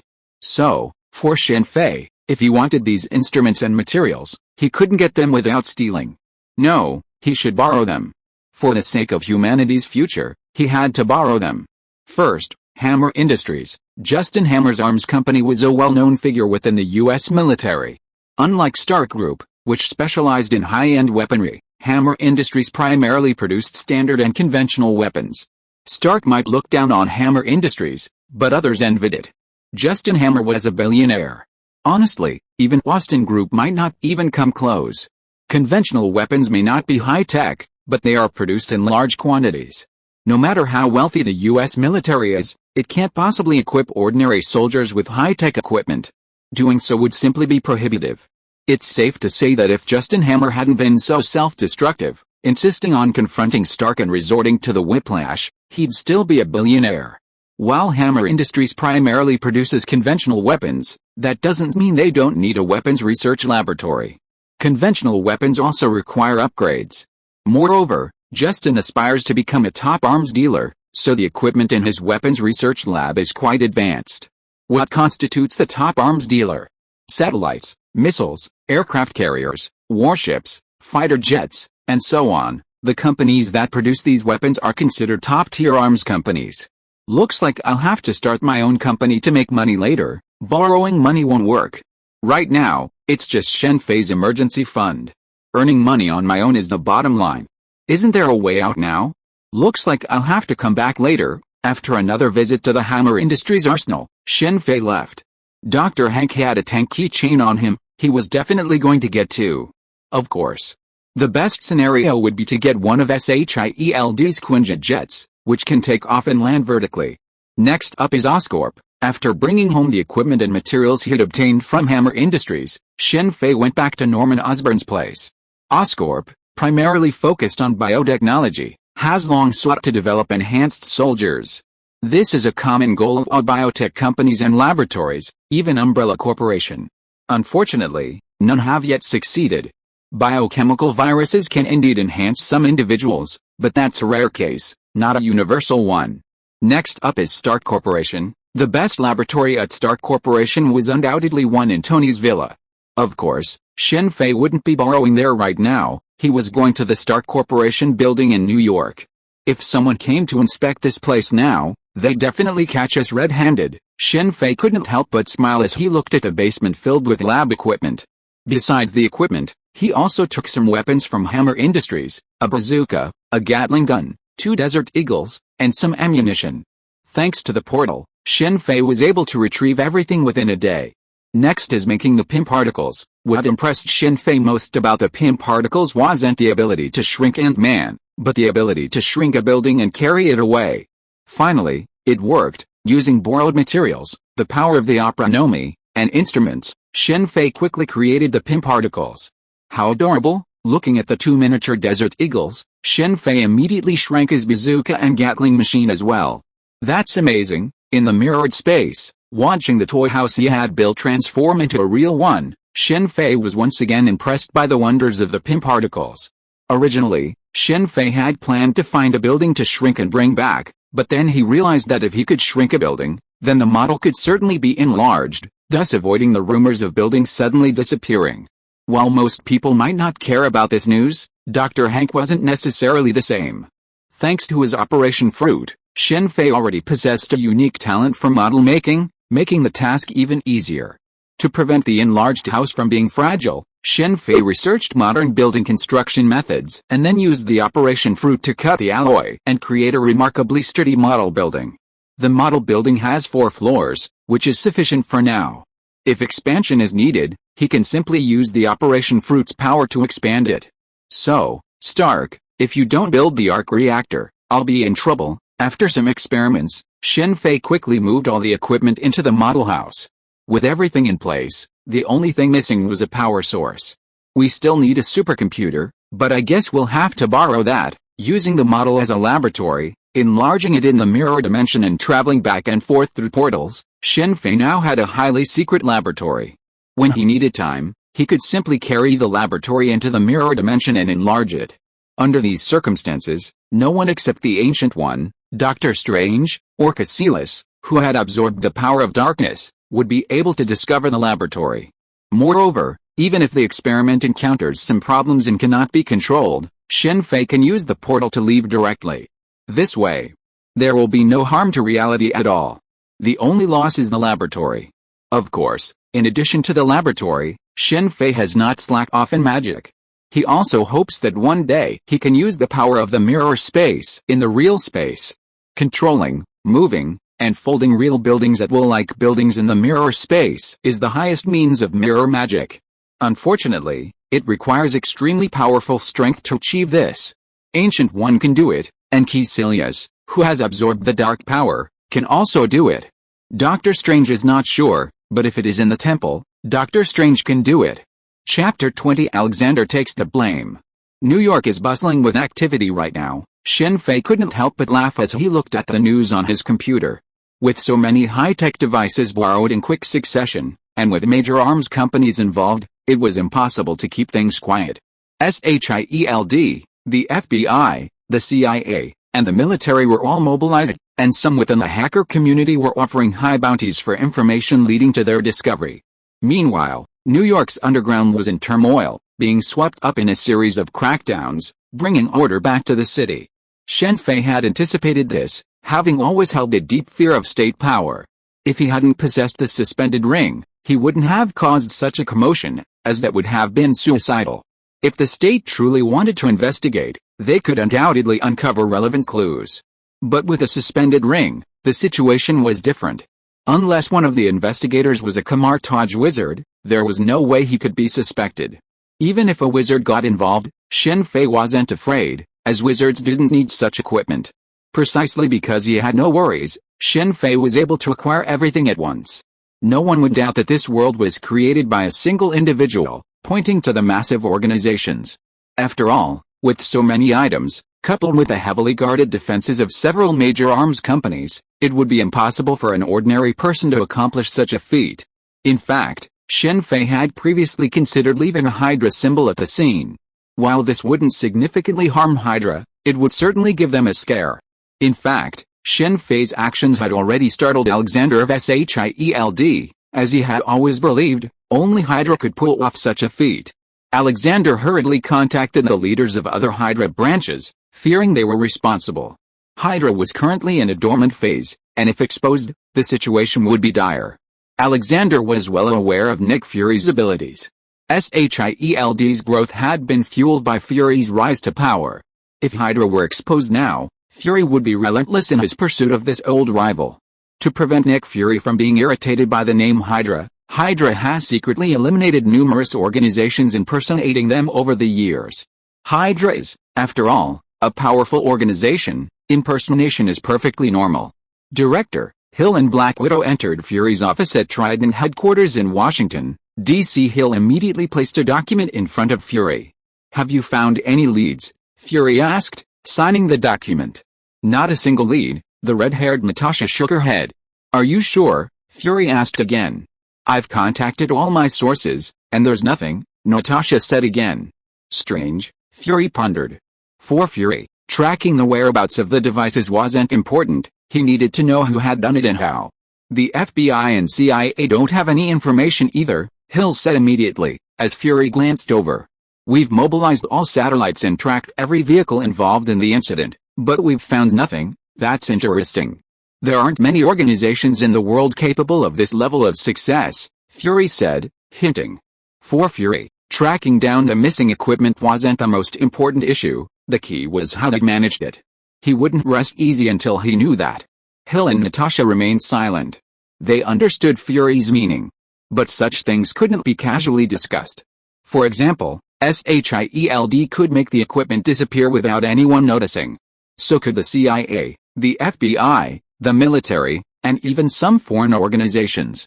You guys continue your investigation. After a moment's contemplation, Fury immediately dismissed Hill and Natasha. Alone in his office, Fury dialed a number. How can you contact me when you have time? A virtual avatar appeared on the computer screen behind Fury. It was none other than Alexander Pierce. You've heard about what's been going on lately, Fury said bluntly. Of course. Have you found any clues? Alexander nodded immediately. It was no joke. How could he not know? He'd urgently contacted others to confirm the details. Once they were certain it wasn't their doing, they felt relieved. No clues at all, Fury asked. How could that be? Alexander's face was filled with surprise. This wasn't feigned, but a genuine expression. That's the truth. That's why I want to conduct an internal investigation. An internal investigation? That's unnecessary. Don't we have internal investigations every year? Fury's words nearly made Alexander jump. You know how much of a fuss that would cause. I know. We haven't found any clues yet in this case. I suspect someone on the inside is colluding with them. Otherwise, there wouldn't be any clues. Fury, now trusting Alexander immensely, spoke directly to him. Is that so? An internal investigation is indeed necessary. Although he deeply disapproved, Alexander outwardly presented himself as supportive of Fury. There was no way around it. Alexander knew Fury's character perfectly well. His opposition to something so obvious must have been a sign of something fishy. Fury was incredibly suspicious. Even though he usually respected him, he could still be suspicious when he needed to be. You can conduct a self-investigation, but don't make a big fuss. Otherwise, I'll have trouble explaining myself. Let's proceed slowly, Alexander said, buying himself time. Hydra wasn't as powerful within S.H.I.E.L.D. as it was later. If Fury conducted a large-scale self-investigation, Hydra would undoubtedly be exposed. Killing Fury was even more impossible. S.H.I.E.L.D. would be much safer without him, but it would make it impossible for S.H.I.E.L.D. to expand its power. S.H.I.E.L.D. had several directors, including Alexander himself, but under each of them, S.H.I.E.L.D.'s power hadn't expanded, but had actually shrunk significantly. No one liked having a boss above them, even though S.H.I.E.L.D. was formed by the United Nations. The FBI and CIA, both under the United States, were deeply unhappy with S.H.I.E.L.D. for taking too much of the power. Fury played an invaluable role in S.H.I.E.L.D.'s current size. Hydra was only as strong as S.H.I.E.L.D. Killing Fury now would effectively end Hydra's path to revival. Damn it, Alexander said, hanging up on Fury and immediately contacting others. Since he couldn't find any leads, he'd give Fury one and put an end to this matter first.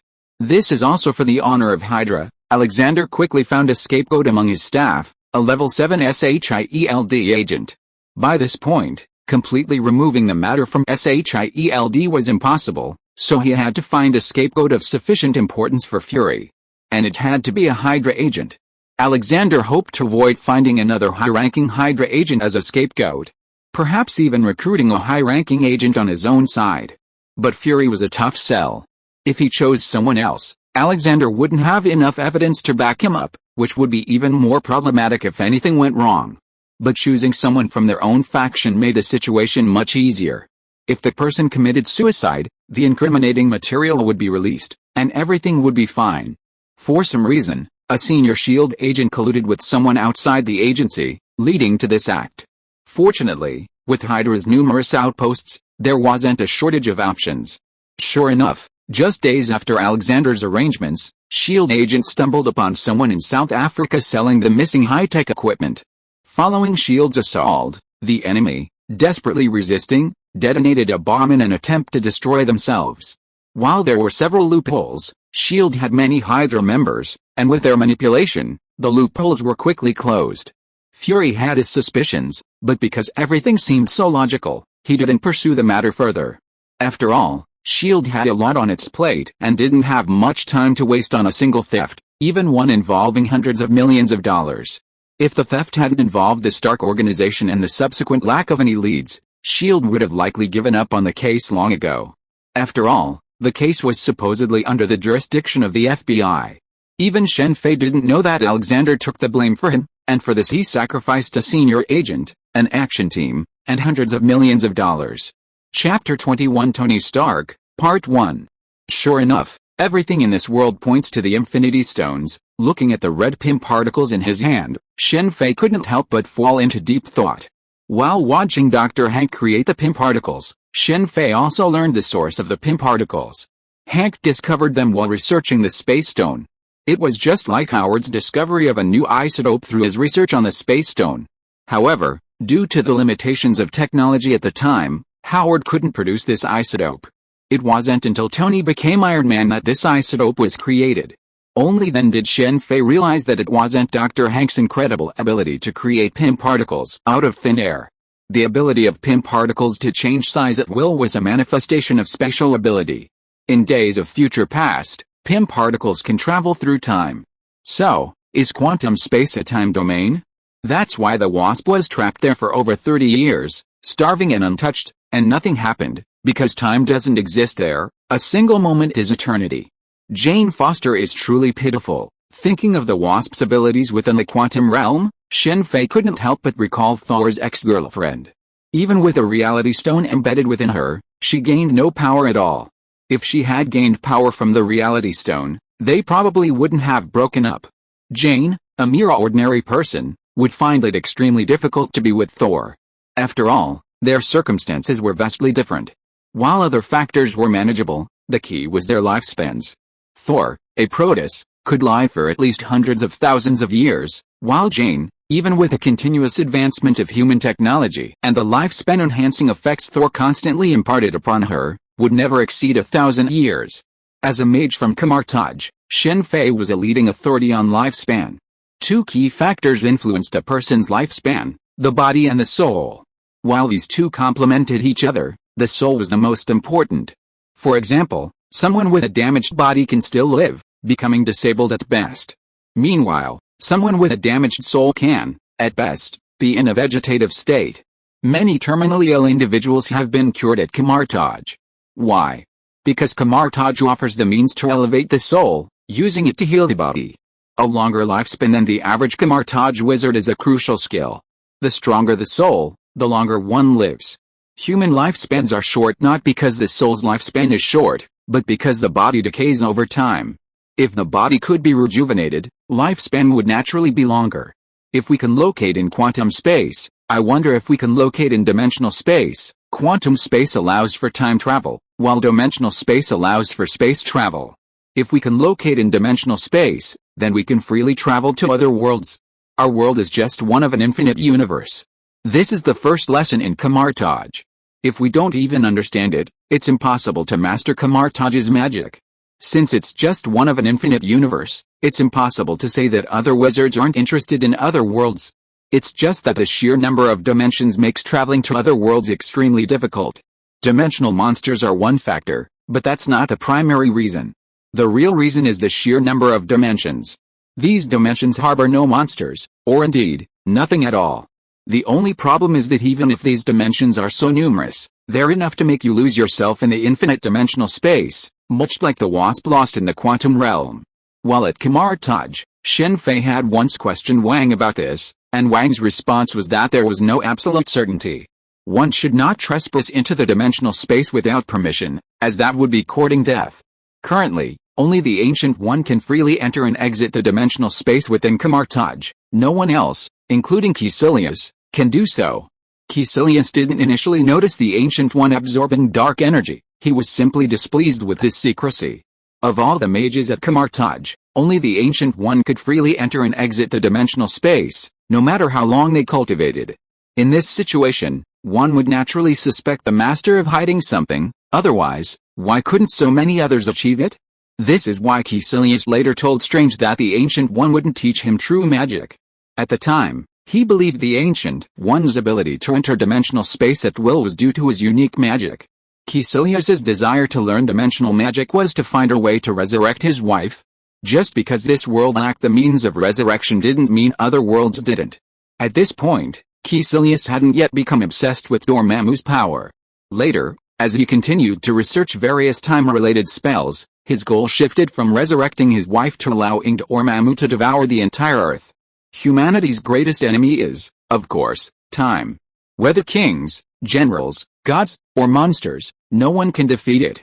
Consider Odin of Asgard, renowned across all 9 realms and terrifying the universe, yet ultimately he fell to time, leading Asgard into Ragnarok. Dormammu is also a dimensional monster that transcends time. If Caecilius's Earth were absorbed by him, humanity would be free from the constraints of time and enter eternity. It's true that ideals are good, but the approach is flawed. For Shen Fei, the temptation to visit other worlds is immense, especially if he can actually do so.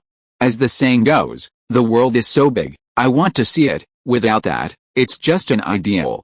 Just like Shen Fei before his time travel, he also wanted to travel the world and see its sights, but reality severely limited him, or more accurately, his wallet.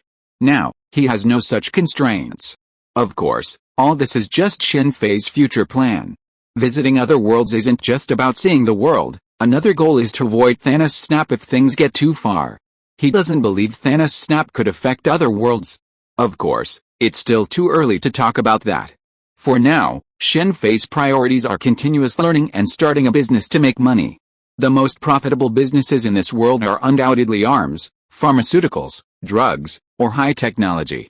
For Shen Fei, with his ability to use the opera fruit, the arms trade is a promising field, but it requires extensive connections, making it difficult for a stranger to succeed. Of course, Shen Fei could have approached Stark or Justin Hammer to discuss a partnership, but he ultimately gave up. The arms business wasn't a good idea. Didn't Tony also abandon it later? If he didn't want to do arms, then he certainly wouldn't want to do drugs. In fact, with the Oppo Vision fruit, Shen Fei could definitely create the latest drugs. With extraordinary effectiveness, definitely better than the ones in Breaking Bad, and perhaps even become a drug tycoon. But that would be too unscrupulous to just give up. That left only pharmaceuticals and high technology as options. Considering Shen Fei's current knowledge and the power of the Oppo Vision fruit, pharmaceuticals were undoubtedly the best option. Even with the current Umbrella Corporation's manipulation of the pharmaceutical market, profits remained lucrative. Life always requires medication. Of course, entering the pharmaceutical market directly was impossible. After all, the time required to develop, test, and manufacture a drug was too long. After all, this was a drug, not something else. Add to that the infighting among pharmaceutical companies, and the establishment of a company would be a distant prospect.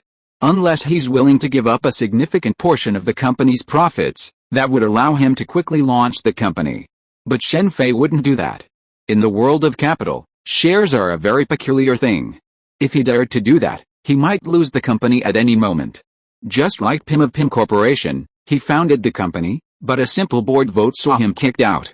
Norman of Austin Corporation was similarly saddled with the same fate. He founded the company, but the board simply sold it.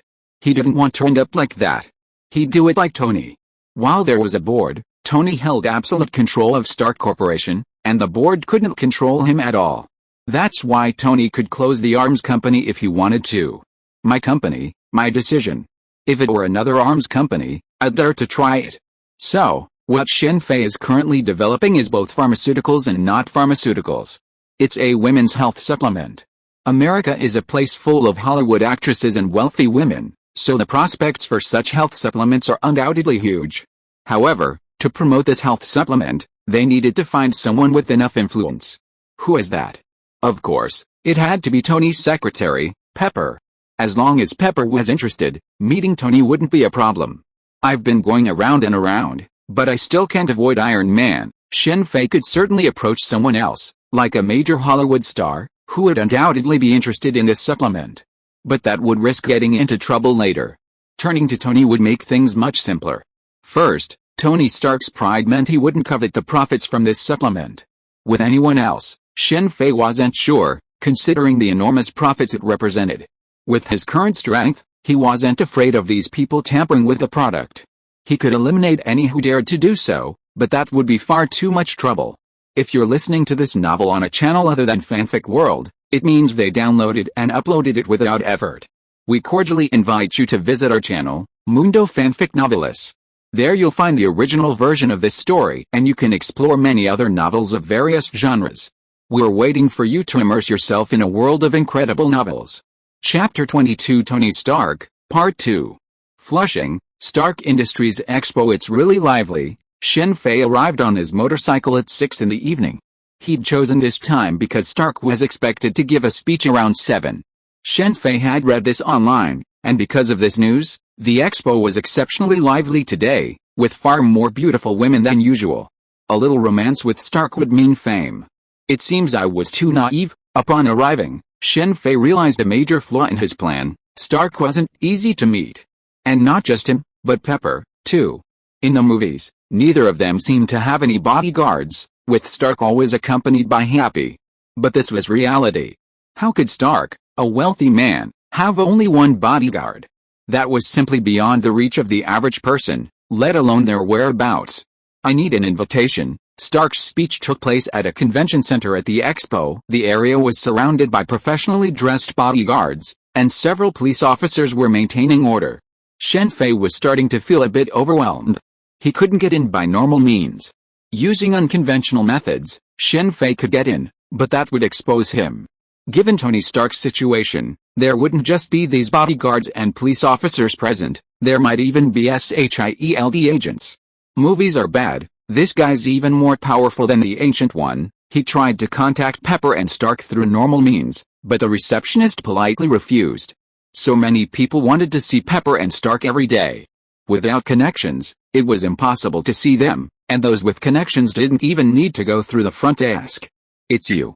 Long time no see. Just as Shen Fei was hesitantly looking at the venue entrance, a familiar yet strange voice called out from behind him.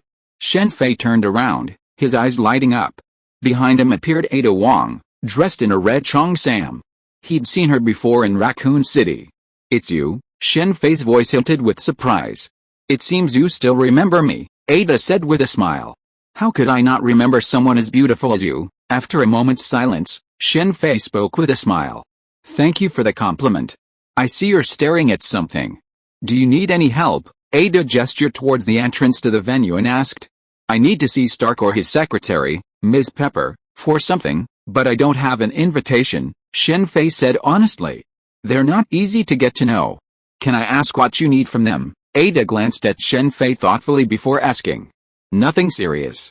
I've developed a health supplement that's very useful for women and I'm looking for investment, Shen Fei said, pulling out a delicate bottle of red liquid from his bag and handing it to Ada.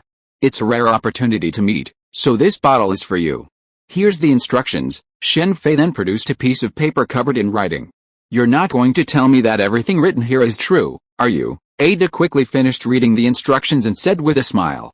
This is a laboratory product. Of course what's written here is true. If you don't believe me, you can ask an institution to test it and it will prove whether I'm lying or not. Is that so? Then I'll take it, Ada said as she put the things into the small red bag she was carrying. Since I've accepted your things, I'll do you a favor. Come on, I'll take you in. Ada said as she took out an exquisite invitation and walked towards the entrance. Shen Fei immediately followed.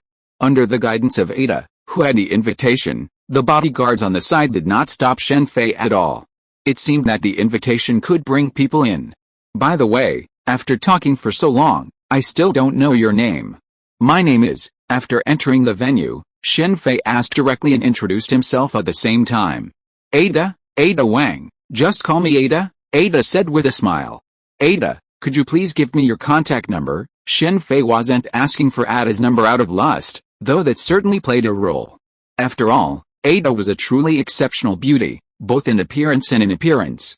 But Shen Fei had another goal, the G-Virus. In Raccoon City, Shen Fei hadn't dared collect the virus, and it had apparently been abandoned for various reasons.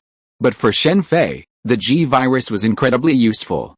It halted aging and allowed for instant recovery, which was incredibly useful. The reason Umbrella abandoned the G-Virus was simple. Its mutations were extremely difficult to control, and it lacked the infectious properties of the T-virus. Finding a compatible match for the G-virus was incredibly difficult, and surely platinum was a complete accident. However, the G-virus's inability to control it was perfectly manageable for him, possessing the power of the opera fruit. Who should he turn to for the G-virus? Of course, Ada. If we're lucky enough to meet again, Ada said, squeezing into the crowd and disappearing from Shen Fei's sight. She's not targeting Stark this time, is she? I hope she's not so foolish, Shen Fei thought to himself, looking at the place where Ada disappeared. He wasn't too worried about Ada. After all, anyone who could survive in the spy business was no ordinary talent. Judging from her skills, she was likely injected with a weakened serum or some other enhancement drug. Captain America and Red Skull were the only two people to receive the authentic serum, but the weakened version had been used by more than 2 people. Fury, Black Widow, and Hawkeye might have all been injected. There were so many biochemical companies in the world. If they couldn't create the powerful serum, they could certainly create a weakened enhancement drug. For example, the Austin Corporation had been researching such a thing. Despite the high failure rate, they had still managed to create creatures like the Green Goblin. As for the Umbrella Corporation, they were even more capable. Tyrant was their creation. With the Umbrella Corporation's involvement, there were many enhanced humans in the world. Stark said he'd show up at 7 o'clock, but he didn't show up until 7:30. Shen Fei also understood that the so-called speech was a product launch for the Stark Corporation. Stark Corporation is certainly an arms magnate, but its business extends far beyond that. It also encompasses numerous subsidiaries, most of which sell Stark's inventions. Stark's fame stems not simply from his wealth as a second-generation rich kid, he's also a brilliant scientist. After all, there are plenty of wealthy second-generation rich kids in New York, some of whom are no less prestigious than Stark, like the Simmons family, one of the families that has long ruled America from the shadows. Stark briefly introduced a new product and then handed it over to Pepper. Stark has always focused on inventions, leaving Pepper to handle the rest, including how to deal with the women associated with Stark. Hello, Mom. True to his name, Stark quickly spotted Ada among the many beauties. Ada's beauty and figure made her stand out even in a crowd of beautiful women. Hello, Mr. Stark. Ada smiled and shook Stark's hand. Mom, why don't we talk somewhere else? Stark hinted. Sorry, I'm busy today, but Ada immediately turned him down. Hello, Mr. Stark. Shen Fei, who had been watching Stark, naturally spotted Ada and immediately stepped forward to stand between them. Little one, I'm not available to sign autographs right now, Stark said, attempting to push Shen Fei away.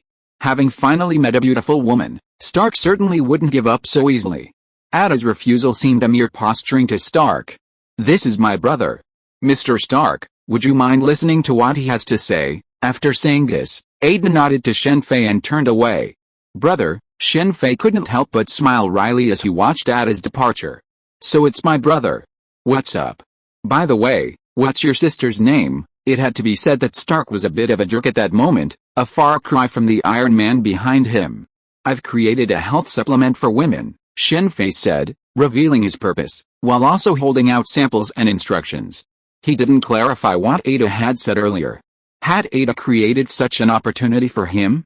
He certainly couldn't just give it up.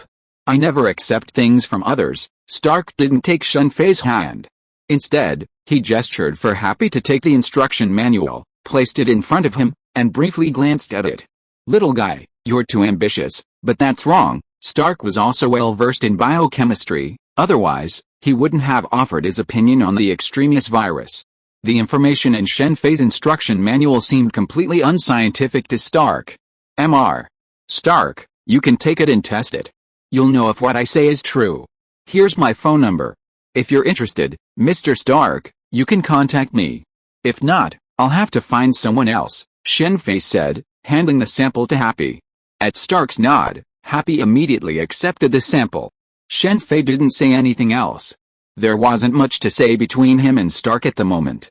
After Happy accepted the sample, Shen Fei took his leave. Luckily I met Ada, otherwise things wouldn't have gone so smoothly. Who was Stark? He was the villain of Iron Man 3, but he himself had created him. He'd let someone sit on a rooftop in the cold wind all night. It was a rooftop, so it would be strange if he didn't hate Stark. If Ada hadn't appeared, Shen Fei would have needed to display extraordinary strength to talk to Stark. Chapter 23 BSA, Part 1. It's truly worthy of the Stark Industries Expo. After leaving Stark, Shen Fei didn't leave immediately, but instead wandered around. It must be said that seeing it online is completely different from actually being there. Many of the technologies were so impressive that Shen Fei wouldn't have believed them if he hadn't seen them in person. No wonder they say high-tech companies make a lot of money. It's truly true. Howard left a foreshadowing here back then. It's truly impressive. The entire Stark Industries complex was actually Howard's gift to Tony, a brand new energy particle, an isotope of the Tesseract. This is the arc reactor. Besides admiring the various technologies and beautiful women, Shen Fei also spotted the massive arc reactor on display at Stark Industries. This massive reactor provided all of Stark Industries' electricity, and the company showcased it to showcase its technological prowess. It was also a significant source of revenue for the company. Even without miniaturization, the arc reactor would still be a popular choice for many, including the Department of Defense, S.H.I.E.L.D, and other major corporations. Thanks to all the new energy technologies, New York's electricity bills were quite affordable. New and efficient energy sources have long been a subject of research, and virtually no major corporation would abandon this field. Stark Group is researching the arc reactor, while Austin Group is also working on tritium energy. If successful, this energy source could be called an artificial sun. However, compared to the arc reactor, these various research efforts are either vastly inferior in energy levels or extremely unstable. Take Austin Group's research on tritium, for example, which ultimately failed and resulted in Dr. Octopus. Most of this is incomprehensible. Maybe I should study physics. Maybe I can build a small arc reactor before Stark does. Beside the massive arc reactor, Shen Fei used the Operation Fruit to examine its structure, though this was just a casual thought. After all, given the current state of affairs, knowledge of biochemistry would be more effective in unleashing the power of the Operation Fruit. The most obvious manifestation of the Operation Fruit's power is its ability to cut without causing any damage. This makes it practically unmatched in surgery. I can cut you open even if you're in a rage, and nothing will happen. Heart transplants are a piece of cake for Shen Fei, not to mention hearts, even consciousness replacements are possible. Just thinking about this is terrifying. Where does human individuality primarily manifest? The body, of course, but also the consciousness, the soul. Being able to swap consciousnesses at will means being able to swap souls with anyone else's. This means being able to transfer a dying person's consciousness into a younger person's body. This practically allows a person to live forever until their soul decays. If Shen Fei dared to share this ability, the world's wealthiest people would bow before him. Everyone fears death, especially those who are wealthy and powerful but aging. The idea of living a long life while all their loved ones and friends die is incredibly painful, but it's merely self-consolation for those who can't achieve immortality. Perhaps experiencing the eternal flower of life might lead to such thoughts, but before that, 99.9% of people don't want to die young. The reason I don't say 100% is because some humans are different. The Ancient One has simply had enough of life, and just as Shen Fei had previously speculated, she might not actually die. After all, she's so powerful that even if she did die and her soul went to hell, the Lord of Hell wouldn't dare to do anything to her. To the Ancient One, hell is just a special dimension. While hell is terrifying for ordinary people and ordinary mages, to the Ancient One, going to hell is simply a journey to another dimension. Many doubt the Ancient One's power, citing her seemingly unceremonious death at the hands of Caecilius. However, Shen Fei doesn't harbor such doubts. Earth, or rather, Midgard, holds its current special status entirely because of the Ancient One. Asgard, the common ruler of the 9 realms, truly thought they had forgotten Midgard. Odin was such a smooth talker. Could it be possible that when Midgard was invaded by frost giants, he would bring his men to defeat the invaders and then simply leave without a word? Look at other realms. Asgard immediately dispatches its troops whenever something happens. Midgard, however, is completely unaware of Asgard's existence, dismissing it as a myth. Even so, Asgard still treats Midgard as one of the 9 realms, offering only protection. The Ancient One primarily defends against monsters from the dimensional space. As for real-world problems, unless Earth is blown up, she won't address them. For this, Asgard is the primary source of support. This is a world teeming with aliens. Star-Lord was brought from Earth by raiders, proving that Earth's coordinates are no secret in the universe. Planets like these, often located within their own planets, are a favorite destination for raiders. Not only are their resources plentiful, but their populations alone are enough to attract raiders. The underground slave trade is thriving in the universe. Even someone like Yondu was once sold into slavery, even though his planet had already entered the interstellar age. It's fair to say that Earth is so well protected that it's plagued not only by internal strife, but also by idiotic scientists who constantly transmit Earth's coordinates to the outside world. Little did they know that Earth's coordinates had long been a secret to the outside world. It was only because of its powerful guardians that few dared to interfere. Of course, Earth's guardians weren't just Asgard, there was also a Jing team. Forget it. If the sky falls, there's someone taller to watch. Better to take care of myself first. The Operation Fruit is only worth 5 billion. That's totally unreasonable. 50 billion, 500 billion wouldn't be a problem, Shen Fei said, shaking his head slightly. Luo was very good at using the Operation Fruit, but he hadn't fully realized its potential. Of course, this might also be related to Luo's lack of relevant knowledge. If everything goes well with Stark, we can move on to the next step. It's a pity Aida didn't leave her contact information, otherwise we could use her abilities to do something. Aida was an ace agent, and she must have her own intelligence network, which was what Shen Fei lacked the most. There were some things that even a hacker couldn't fully uncover. By the way, where is that Berserker staff hidden? It looks like it's in a book. Shen Fei's next target was this. Luckily, he still remembered some of the events from Agents of S.H.I.E.L.D. Even with the addition of Umbrella Corporation to this world, it shouldn't have any impact. And that one's from Asgard, a doctor professor. If I'd known I'd come to this world as a junior, I would have read it more times. Shen Fei's desire for the Berserker staff wasn't due to its extraordinary power, but rather to the opportunity to study Asgardian technology, or rather, magic. Technology, at a certain level, is indistinguishable from magic, and similarly, magic can be considered technology to a certain extent. New York is truly chaotic. Listening to the distant sirens, seeing 3 speeding police cars, and the occasional sound of gunfire, Shen Fei, riding his motorcycle, shook his head helplessly. Queens, New York City, might sound impressive, but it's actually one of the poorest boroughs in the city, with only slightly better security than Hell's Kitchen. No wonder Spider-Man is so busy all day. It's simply too crowded with criminals. It's better during the day, but at night, especially after 8 o'clock, aside from a few main streets, it's completely unsafe. Robbery, rape, and murder are common occurrences. After glancing at what was happening in an alley, Shen Fei left immediately. From what he saw, it looked like a couple of people robbing one person. He wasn't Spider-Man, so he wouldn't bother with such matters. The latest Hollywood blockbuster. Who says pirated copies aren't available in the US? After returning home, Shen Fei skillfully logged into a website and projected the movie onto the large screen TV nearby. The US does have strong protections for legitimate copyrights, but that only applies to ordinary people. For some, it's simply not a problem. Hackers. Some, under the guise of sharing, can find practically any movie on hacker websites. It's not that Shen Fei disdains legitimate copyright, but going to the cinema alone is simply too boring, so he bought a luxurious home theater system. It's a bit pitiful to say that after being in the Marvel world for a few years, Shen Fei only has 2 friends, Rebecca and Shirley. Because of Rebecca, Shen Fei and Shirley have met several times through video. Chapter 24 BSA, Part 2. Finally a call. I thought he'd forgotten about me. After hanging up the phone with Happy, Shen Fei finally breathed a sigh of relief. After all, Stark had a history of this kind of thing. He'd just waited a few extra days. Killian had spent the entire cold winter night on the rooftop. After hanging up, Shen Fei began packing.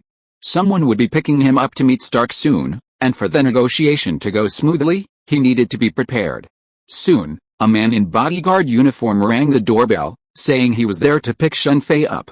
Shen Fei was more than just Spider-Man, so of course he wouldn't get the personal pickup treatment from Happy. It doesn't look like we're going to Stark Corp. Could we be going to Stark's villa? Tony Stark owned numerous villas around the world, even more than one private island, but his most important address seemed to be the beachfront villa in California. Shen Fei hadn't done much research on Tony Stark. A simple search could be interpreted as preparation for a meeting, But excessive research would arouse suspicion. After all, Stark has his own personal intelligence system, Jarvis. Excessive queries can easily be detected by Jarvis. Don't think hackers are invincible. In reality, hackers only appear powerful. One day they're congratulating the Department of Defense, the next day the FBI, or the military, and so on. But this is just superficial. Most hackers are motivated by money. If it were so easy to compromise confidential locations, such as secret national research institutes or large corporations like Stark's, hackers wouldn't have to work so hard to sell information. Any secret, such as Stark's weapons manufacturing plans, could be sold for exorbitant prices. It's even possible to hack into a bank and transfer funds online, which is much faster and safer than robbing a bank directly. Why aren't there so many hackers? Forget about hacker codes. Hacker codes can certainly control some hackers, but not all. There will always be people willing to do anything for the money. They don't do it, not because they don't want to, but because they can't. Or, even if they did, it would be easy to detect. Besides being powerful, a hacker's equipment is also crucial. Compared to the equipment possessed by individual hackers, those of nations, corporations, and even individuals, the equipment is vastly inferior. Not to mention that nation-states and corporations also possess powerful hackers. If someone were to discover that someone was collecting information on someone like Stark, the FBI and S.H.I.E.L.D. would likely be in for a chat. Manhattan. The car quickly arrived outside a spacious, luxuriously appointed Manhattan villa. Happy was standing at the gate. I wonder if Kelson needs to be screened before meeting Stark, Shen Fei thought as he was screened at the gate. Afterward, Happy led Shen Fei inside. There weren't many bodyguards outside the villa, but that was understandable. Given Tony's personality, he'd undoubtedly be using electronic security. And with Jarvis, breaking in quietly would be impossible unless forced. Hello, Mr. Stark. Once inside, Shen Fei was somewhat surprised to find that Stark led him directly to the laboratory inside. Pepper Potts was also present. You're just in time. Can you tell me how you did it? Stark asked directly, pointing to a red potion on the table. His curiosity was evident. It's hard to explain right now, Mr. Stark. Why don't you just tell me what's puzzling you? Shen Fei said. Okay, with a wave of his hand, a holographic image appeared between the three of them. It was the red potion's ingredients. Stark pointed to several areas and asked, how did you manage to combine so many functions? Shen Fei's potion could be taken orally or applied externally. I used only Chinese herbs. Mr. Stark should have some knowledge of this, Shen Fei thought for a moment before explaining. In Kamar-Taj, besides magic, Shen Fei also studied a crucial subject, traditional Chinese medicine. As expected of the Ancient One, there were ancient texts on the subject. Leveraging the power of the surgery fruit, Shen Fei's expertise in traditional Chinese medicine skyrocketed. During his 2 years in Kathmandu, he had become a well-known doctor in the Kamar-Taj area. Shen Fei gained a wealth of practical experience through his free clinics. If an outsider investigated Shen Fei, they'd probably think he'd spent those 2 years studying medicine in Kathmandu. That red potion was created by Shen Fei, using the power of the opera fruit, blending various Chinese herbs. The biggest challenge in Chinese medicine is understanding the properties of the herbs themselves, a difficult one, but for someone with the opera fruit, it was the easiest. Wait a minute, what do you mean by mutual promotion and mutual restraint? Stark interrupted Shen Fei as he explained the terms mutual promotion and mutual restraint, mutual conflict, mutual destruction, and medicine guide. He seemed confused. It's probably something from chemistry, a neutralizer, Shen Fei thought for a moment before explaining the meaning. Even after Shen Fei's explanation, Stark still didn't seem to grasp it. Perhaps to avoid appearing ignorant in front of Shen Fei, he feigned understanding and nodded. It's incredibly difficult for Westerners to grasp this knowledge of China. Just like Chinese food, it's undergone significant changes since its introduction to the Western world. Take tea, for example. They add milk, ice, sugar, and other ingredients to tea leaves, treating them like coffee. It's a wonder these people can even handle it. I roughly understand. Name your price. I'll buy it, Stark said bluntly after Shen Fei finished his explanation. As for the market prospects for this product, I don't need to elaborate. I'm not selling the formula, I'm here to discuss a partnership. I'll invest the technology, 51% of the shares, and you'll own the rest, but you'll need to run the company, Shen Fei stated his bottom line. $1 billion for a buyout, Stark bluntly replied. Stark Group will never allow anyone else to control the company. Compared to other publicly listed companies, Tony of Stark Group has always held absolute control. Even during the most critical period, he still held 51% of the shares. If any other company had attempted this, the end result would likely have been bankruptcy. But Stark Corporation was different.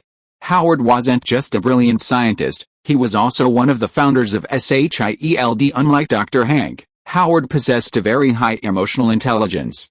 Just look at how Dr. Hank, the inventor of the PIM particles, was treated, and how Whiplash's father was treated. The difference compared to Howard's achievements is stark. It's fair to say that if he hadn't been assassinated, Stark Corporation's achievements would have been even greater. I believe Ms. Pepper, who has already used this thing, knows its effects. $1 billion is far from enough. If its effects were to leak out, countless investors would be interested. I came here first because I believe in you, Mr. Stark.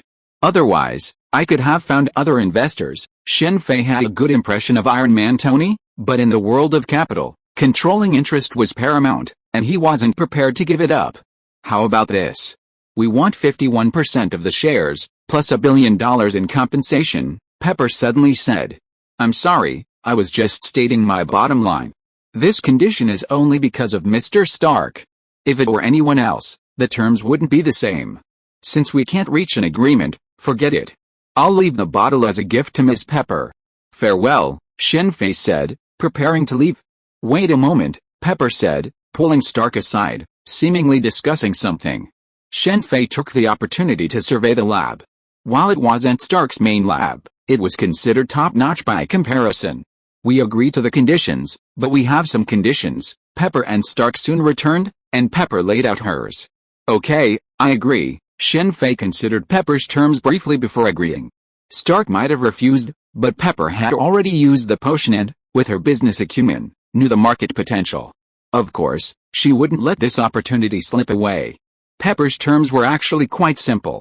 The new company wouldn't be merged into Stark Group, but would be a newly established independent company, thus minimizing any impact. As for staffing, that was easy, as long as there were people, professional managers were readily available. By the way, you said you came to me first because you trusted me. What did you mean? Stark asked. It's simple. If it were anyone else, I wouldn't be able to walk out of here alive today. But you wouldn't do that, Mr. Stark. Shen Fei's words delighted Stark, who considered them a subtle compliment. Are you interested in working for my company after graduation? Let's talk after I graduate. For Stark, finding out Shen Fei was going to Imperial University was a simple matter. Stark Group had established numerous scholarship programs there. Chapter 25 Saw, Part 2. Yet, I'm a billionaire too. After being escorted back home by Happy, Shen Fei excitedly pumped his fist in the air upon entering his room. It was as simple as that to become rich overnight. While his net worth was a far cry from Stark's, compared to most people, he was definitely wealthy. Of course, all this would have to wait a month. Launching a new product, especially a health supplement that also counts as a medicine, is incredibly complex. It must undergo numerous human testing to ensure it's harmless, as a matter of public responsibility. To bypass these tests requires extremely powerful backing, and even then, at least 1 or 2 short-term tests are necessary. In the United States, there have been numerous cases of pharmaceutical companies releasing untested drugs to the market, but these are often the work of those eager for quick success. If a drug has problems, they'll eventually come to light. Unless you're a one-time scammer and run, you'll have to pay the price. Norman Osborn of the Austin Corporation is a prime example of this. He injected an untested human enhancement drug into his body, resulting in a split personality and the emergence of the Green Goblin. The desire for quick success and instant gratification is a common flaw among many scientists. Dr. Octopus's desire to create an artificial sun and the various problems encountered with Umbrella Corporation's virus research stem from this same tendency. The Umbrella Corporation's virus leak, in addition to Marcus's unexpected resurrection, was largely due to Spencer's constant pressure to complete the virus research as quickly as possible. It's not that Spencer didn't know this was wrong, but simply because he was too old and didn't have much time to wait. In the United States, drug testing has spawned a profession, professional drug testers. These individuals work for major pharmaceutical companies, testing new drugs. Testing any drug carries unpredictable risks, so drug testers are paid exorbitant salaries. Of course, this applies to legitimate companies with established boundaries. For less legitimate companies or those with ulterior motives, drug testers are extremely dangerous, not to mention companies that masquerade as experimental drugs but are actually testing biological weapons. Many of these companies are backed by the military. Dr. Banner's research institute is researching a strengthening serum for the military, hoping to stabilize its effects through gamma radiation, ultimately creating the Hulk. In a world without nuclear war, large-scale wars are unlikely to be waged. Therefore, how to win localized conflicts with minimal risk is a key research priority for all nations. There are two options: creating enhanced soldiers or creating exosuits like the Iron Man suit, or simple flight devices like rockets and gliders. The Iron Man suit wasn't Stark's first idea. In fact, there's already an arms company conducting research in this area, Exploration Aerospace, the Austin Corporation's biggest competitor. Exploration Aerospace and the Austin Corporation are backed by the U.S. military, but the military isn't united in their opinions, as individual preferences vary. Some favor enhanced soldiers, others favor enhanced armor. Whichever military favors which prevails, the company it supports will secure greater military support and research funding. Originally, Austin Corporation and Aerospace Discovery were evenly matched, neither side possessing absolute superiority. However, the events of Raccoon City led to the resignation of many high-ranking military officials who had supported the enhanced soldiers. The obvious result was that Austin Corporation would be abandoned by the military. Aside from a few lunatics, no one, including Hydra, would favor a biochemical virus that turns people into zombies.